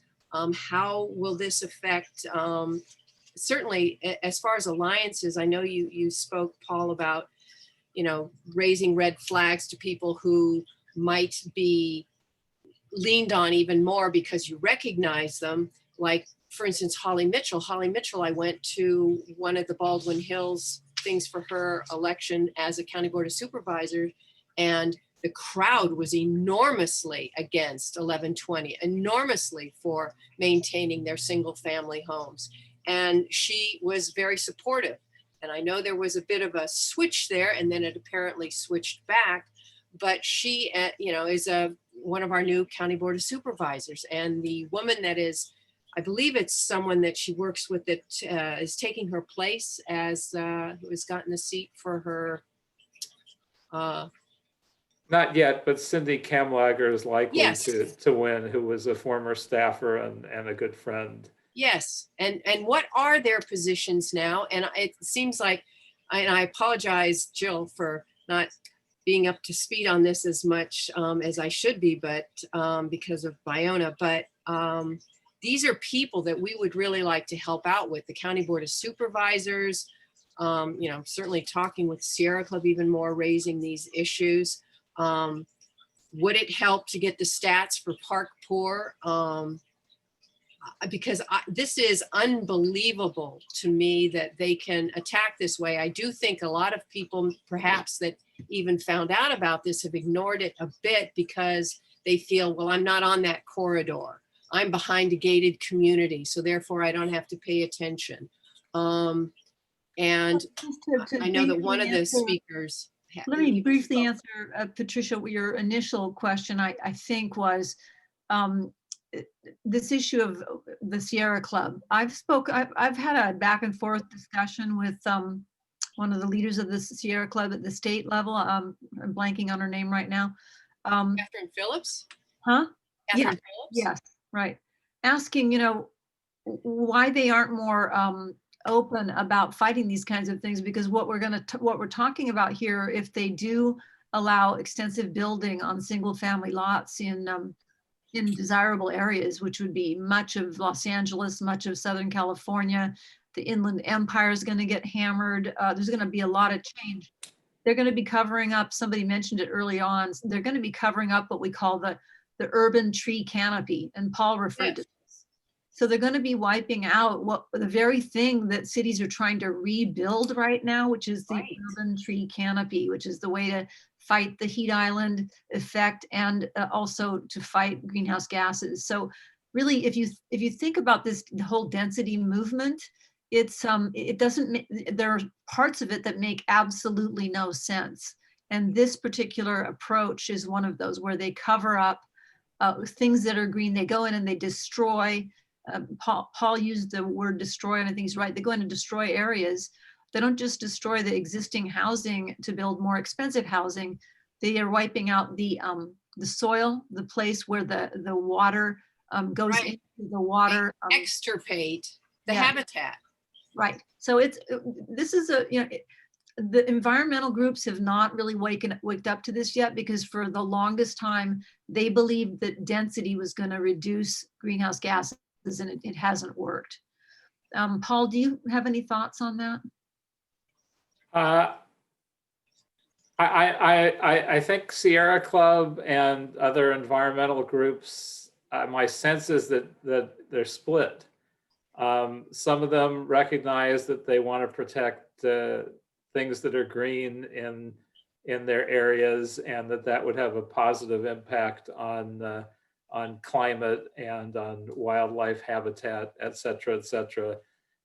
Others are convinced that by building near transit corridors and moving people out of their cars, which one does not necessarily mean you take the next step to the other, right? But they believe that by doing that, ultimately you will reduce climate impacts. And 25, 50 years from now, that might be the result. I think right now it's anything but that result. So it will be a battle to convince progressive groups. A lot of progressive groups believe that this is a great idea to build more luxury housing. And a lot of environmental groups are torn. And the Democratic Party is torn. Getting the Democratic Party on board with opposition to this will be something that I will push for, but can't guarantee either. No, but I do think, though, that your arguments that you brought up today about this whole idea, I mean, because this is unaffordable housing that they're putting up there. So, and all of your points, Paul, about the transit corridors, they're not used for public transit because the people that are buying into these places would buy the cars, and so it doesn't compute. And I think that's what needs to be drilled in to, for instance, the Sierra Club and I mean, Grassroots Coalition is totally on board. We definitely need to work with the environmental groups to have better understand the other side. I'd like to move on to Jay Garfinkel. Thank you. Jay, go ahead and unmute. Um, a couple of points. One, we're trying to remedy these bad laws, but, they come from a dysfunctional legislative process that is basically archaic in the way it functions. People shouldn't be allowed to vote on issues that they don't understand. And I would like to see at the start of each legislative year, or maybe each session, that it is understood that if somebody votes on an issue, they have understood it, or at least their staff has understood it, and they know what and why they're voting on that issue. The legislator needs to update their way of functioning to make it more logical and more modern, rather than keeping things the way they have been for so many years because it protects the people in power. On the topic of understanding complex bills that Jill mentioned at the outset, it seems to me that the authors of the bills should be able to explain the apparent discrepancies. In other words, if somebody goes to them and says, well, it looks like this section is competing with that section, and so what is the net effect? The author should be required to explain that, and should explain that in writing. This, again, they don't do it. It's dishonest, it's disingenuous, and the legislature needs to clean up their act in this regard. Now, having expressed my opinions, let me suggest that, we've heard from a number of organizations today, and I would encourage Livable California to compile a list of these organizations. Ask them to present a little bit about their missions, how to contact them, how to contribute to them, and we can build a stronger statewide organization to oppose these bad laws, these bad bills. Thank you. Yeah, if I could add a little bit of understanding to the process that I didn't see until I was in the legislature. In addition to most of the points that you've made, it's difficult to keep track of all the bills that go through, and I am proud that I figured out ways to be sure that in my 6 years in the legislature, I never actually voted for a bill which was against my beliefs and interests, although we had a few close calls. But one thing I learned is that a lot of legislators will vote on bills that after they understand them as well as they do, they recognize they don't care that much one way or the other. Then they shouldn't vote. Well, I'm talking about practice. And what I've found in those cases is, particularly if there's an interest, and I don't know if it's happening in this case, that contributes to them, many legislators will vote for something or abstain because they really don't care that much and they got a bunch of money on one side or the other. So as an example, I did a lot of bills to protect animals from cruelty in the state legislature. And most of them didn't pass because if there were interests that made money off doing harm to animals, and the other side, legislators that didn't care, if they got a couple maximum contributions from veterinarians that were doing painful declawing processes, for instance, often they would just go that way. And that is possible in some cases that could be a factor too. So if there's nothing on the other side and they see an easy couple contributions, sometimes I would say at least half the legislature is open to that. But if they get a lot of abuse over an issue from their constituents, that would offset a couple contributions, which pales in comparison. But this speaks to the dishonesty of these particular politicians.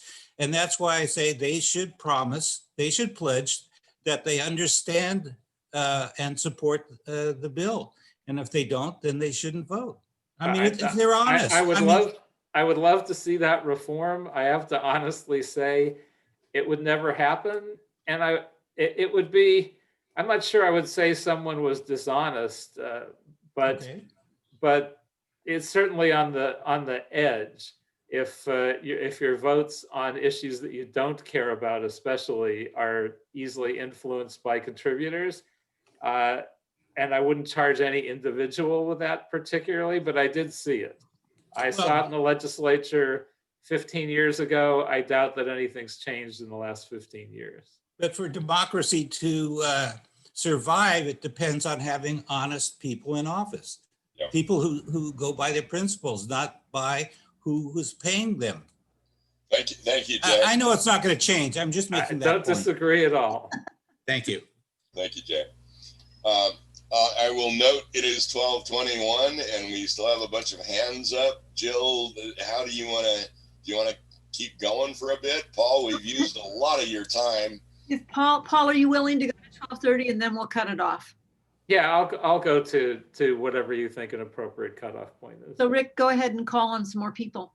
Okay, Maria is next. Please unmute Maria. Okay, thank you.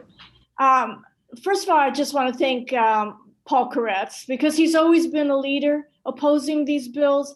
I'm with the Sherman Oaks Homeowners Association, and we have always made a huge effort to keep our membership well informed of these bills.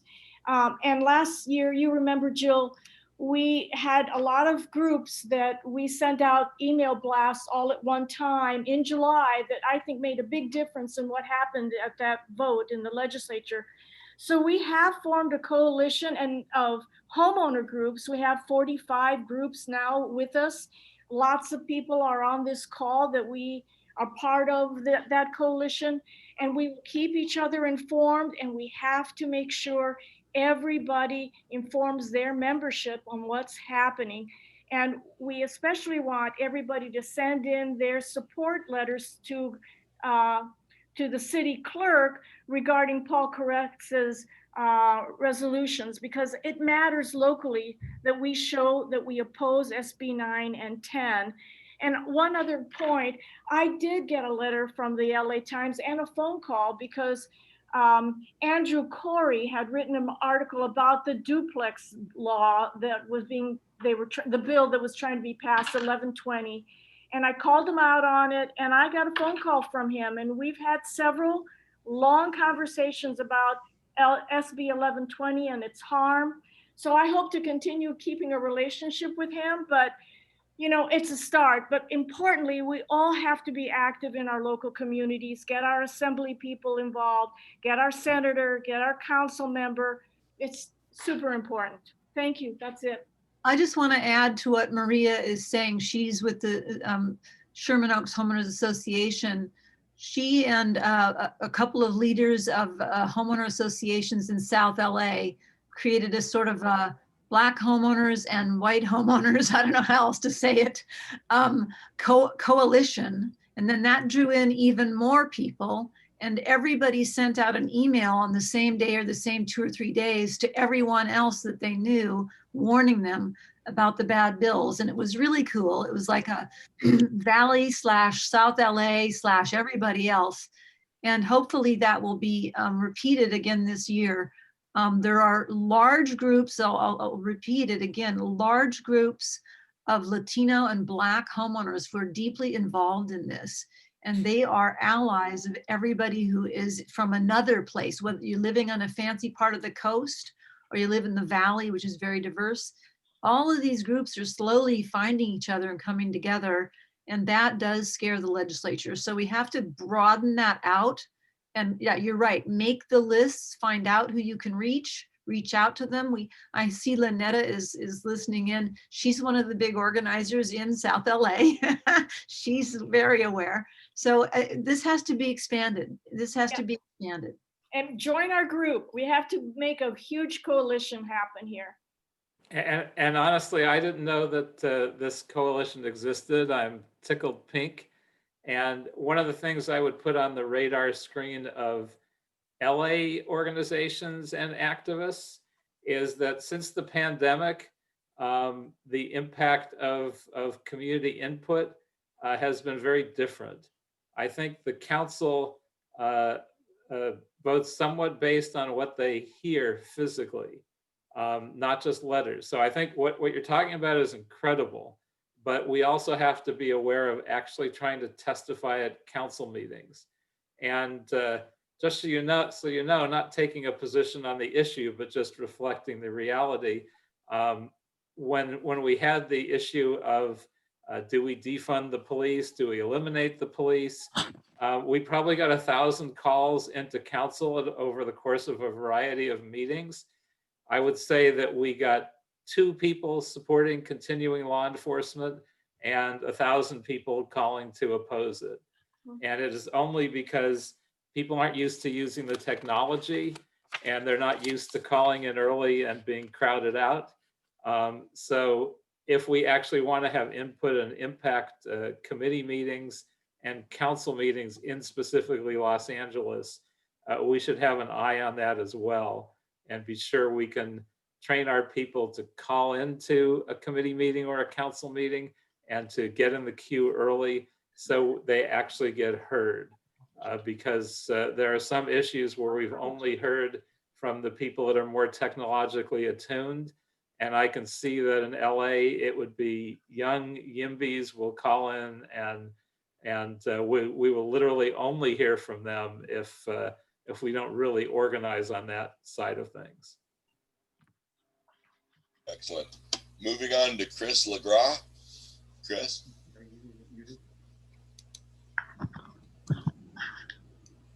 Can you hear me? Yes. Great. And actually, Councilman Koretz, thank you so much for your time today. This is above and beyond. And actually thank you. What you just alluded to actually sort of anticipated my question. And this is, we've got folks here from in addition to Livable, organizations like the California Alliance of Local Electeds, California Cities for Local Control, and certainly, speaking on behalf of Livable, we look to local democracy, local control as kind of our salvation. And the reason I bring that up is during the holidays, the LA City Planning, and this is going to be an LA specific question, so I apologize to our friends from around the state, but I think it's applicable generally. They released a survey on what's called the Plan to House LA. And this is essentially the LA City Planning Department's first steps towards complying with the 6th cycle RENA requirements. And I'm looking at it online right now, Councilman. I mean, it reads like it was written out of Scott Wiener's dream diary. It's all about rezoning. It's all about upzoning. It's all about the missing middle. They accept the nearly 500,000 unit presumption from HCD, which obviously has been called into serious question. So I wanted to just kind of get your sense of what's happening, in this Byzantine local bureaucracy that we maybe need to be aware of, because we don't want to win a victory in Sacramento only to get kneecapped in LA. So I just kind of wanted to put that out there and get your thoughts on that if I could. Well, planning issues for me tend to be a lot of hand-to-hand combat and catching everything that's going on and fighting to keep historic properties from being demolished one at a time, and trying to keep on all the things that the planning department's doing. I have to admit, this is the first I have heard about the Plan to House LA. So it, as you said, if it came out when we were on recess, which it sounds very likely, I assume my policy planner is aware of it, and I'll discuss it with him. But I don't know that we've really focused on it yet. We're focusing on a lot of legislation. I'm personally focused also on the fact that the city of Los Angeles has never really had an aggressive enforcement policy on COVID, and we're at the point where people are dropping like flies and we can't fool around anymore. So that's my primary focus, but I also want to make sure nothing like this slips by me. So I will talk with my planner about this, and we will come up with a strategy to make sure that it doesn't look like the planning department's dream, which they have put out things before that do, and we've identified them and mobilized community and made them certainly less so, and gotten more input than we would otherwise. I think most people have never noticed this. So whatever they've done as a survey, it will go to a minimal number of people and most people have no clue. So thank you for flagging this for me. We will take a good look at it, and anything that you think we should be doing, please contact my office or my planner. My planner's name is Daniel Skolnick, by the way. So if you ever want to call in or email him or whatever, he's the first line of defense for me on all planning issues. Awesome. Thank you so much, Councilman. I appreciate it. Sorry, Chris. Thank you. I think some of the board members might want to say a thank you to Paul Koretz for joining us today for this incredible discussion, one of the best ones I think we've ever had. Well, thank you. It's my great pleasure, and hopefully it's impactful in our efforts to get on this legislation early, and maybe try to get legislators to move towards actually trying to resolve the real problems that we have that can be addressed with planning, rather than solving problems that I don't think are real, like the shortage of luxury housing in the state of California. Well, we'll get back to you, Councilmember Koretz, if we learn anything more about that bill that is being proposed involving Richard Katz and the the hidden investors who are buying up land. That sounds like a very interesting bill if it's happening, and we'll get back to you on that. I was going to suggest that if anybody would like to stay after Paul goes, we do have I know Rick's going to kill me for saying this, but we do have a PowerPoint that we can show everybody about both of these bills, SB 9 and SB 10, if the hardcore people want to stick around for their lunch hour. But we're going to say thank you very much to Paul Koretz. Do any of the board members want to say anything to Paul? Thank you, Paul, as always. Yeah, just thank you. It was wonderfully enlightening, and we really appreciate all you're doing, and we want to keep working with you. And I appreciate everything that all of you are doing as well. Together, I think we can make this go in the right direction. Thank you, Paul.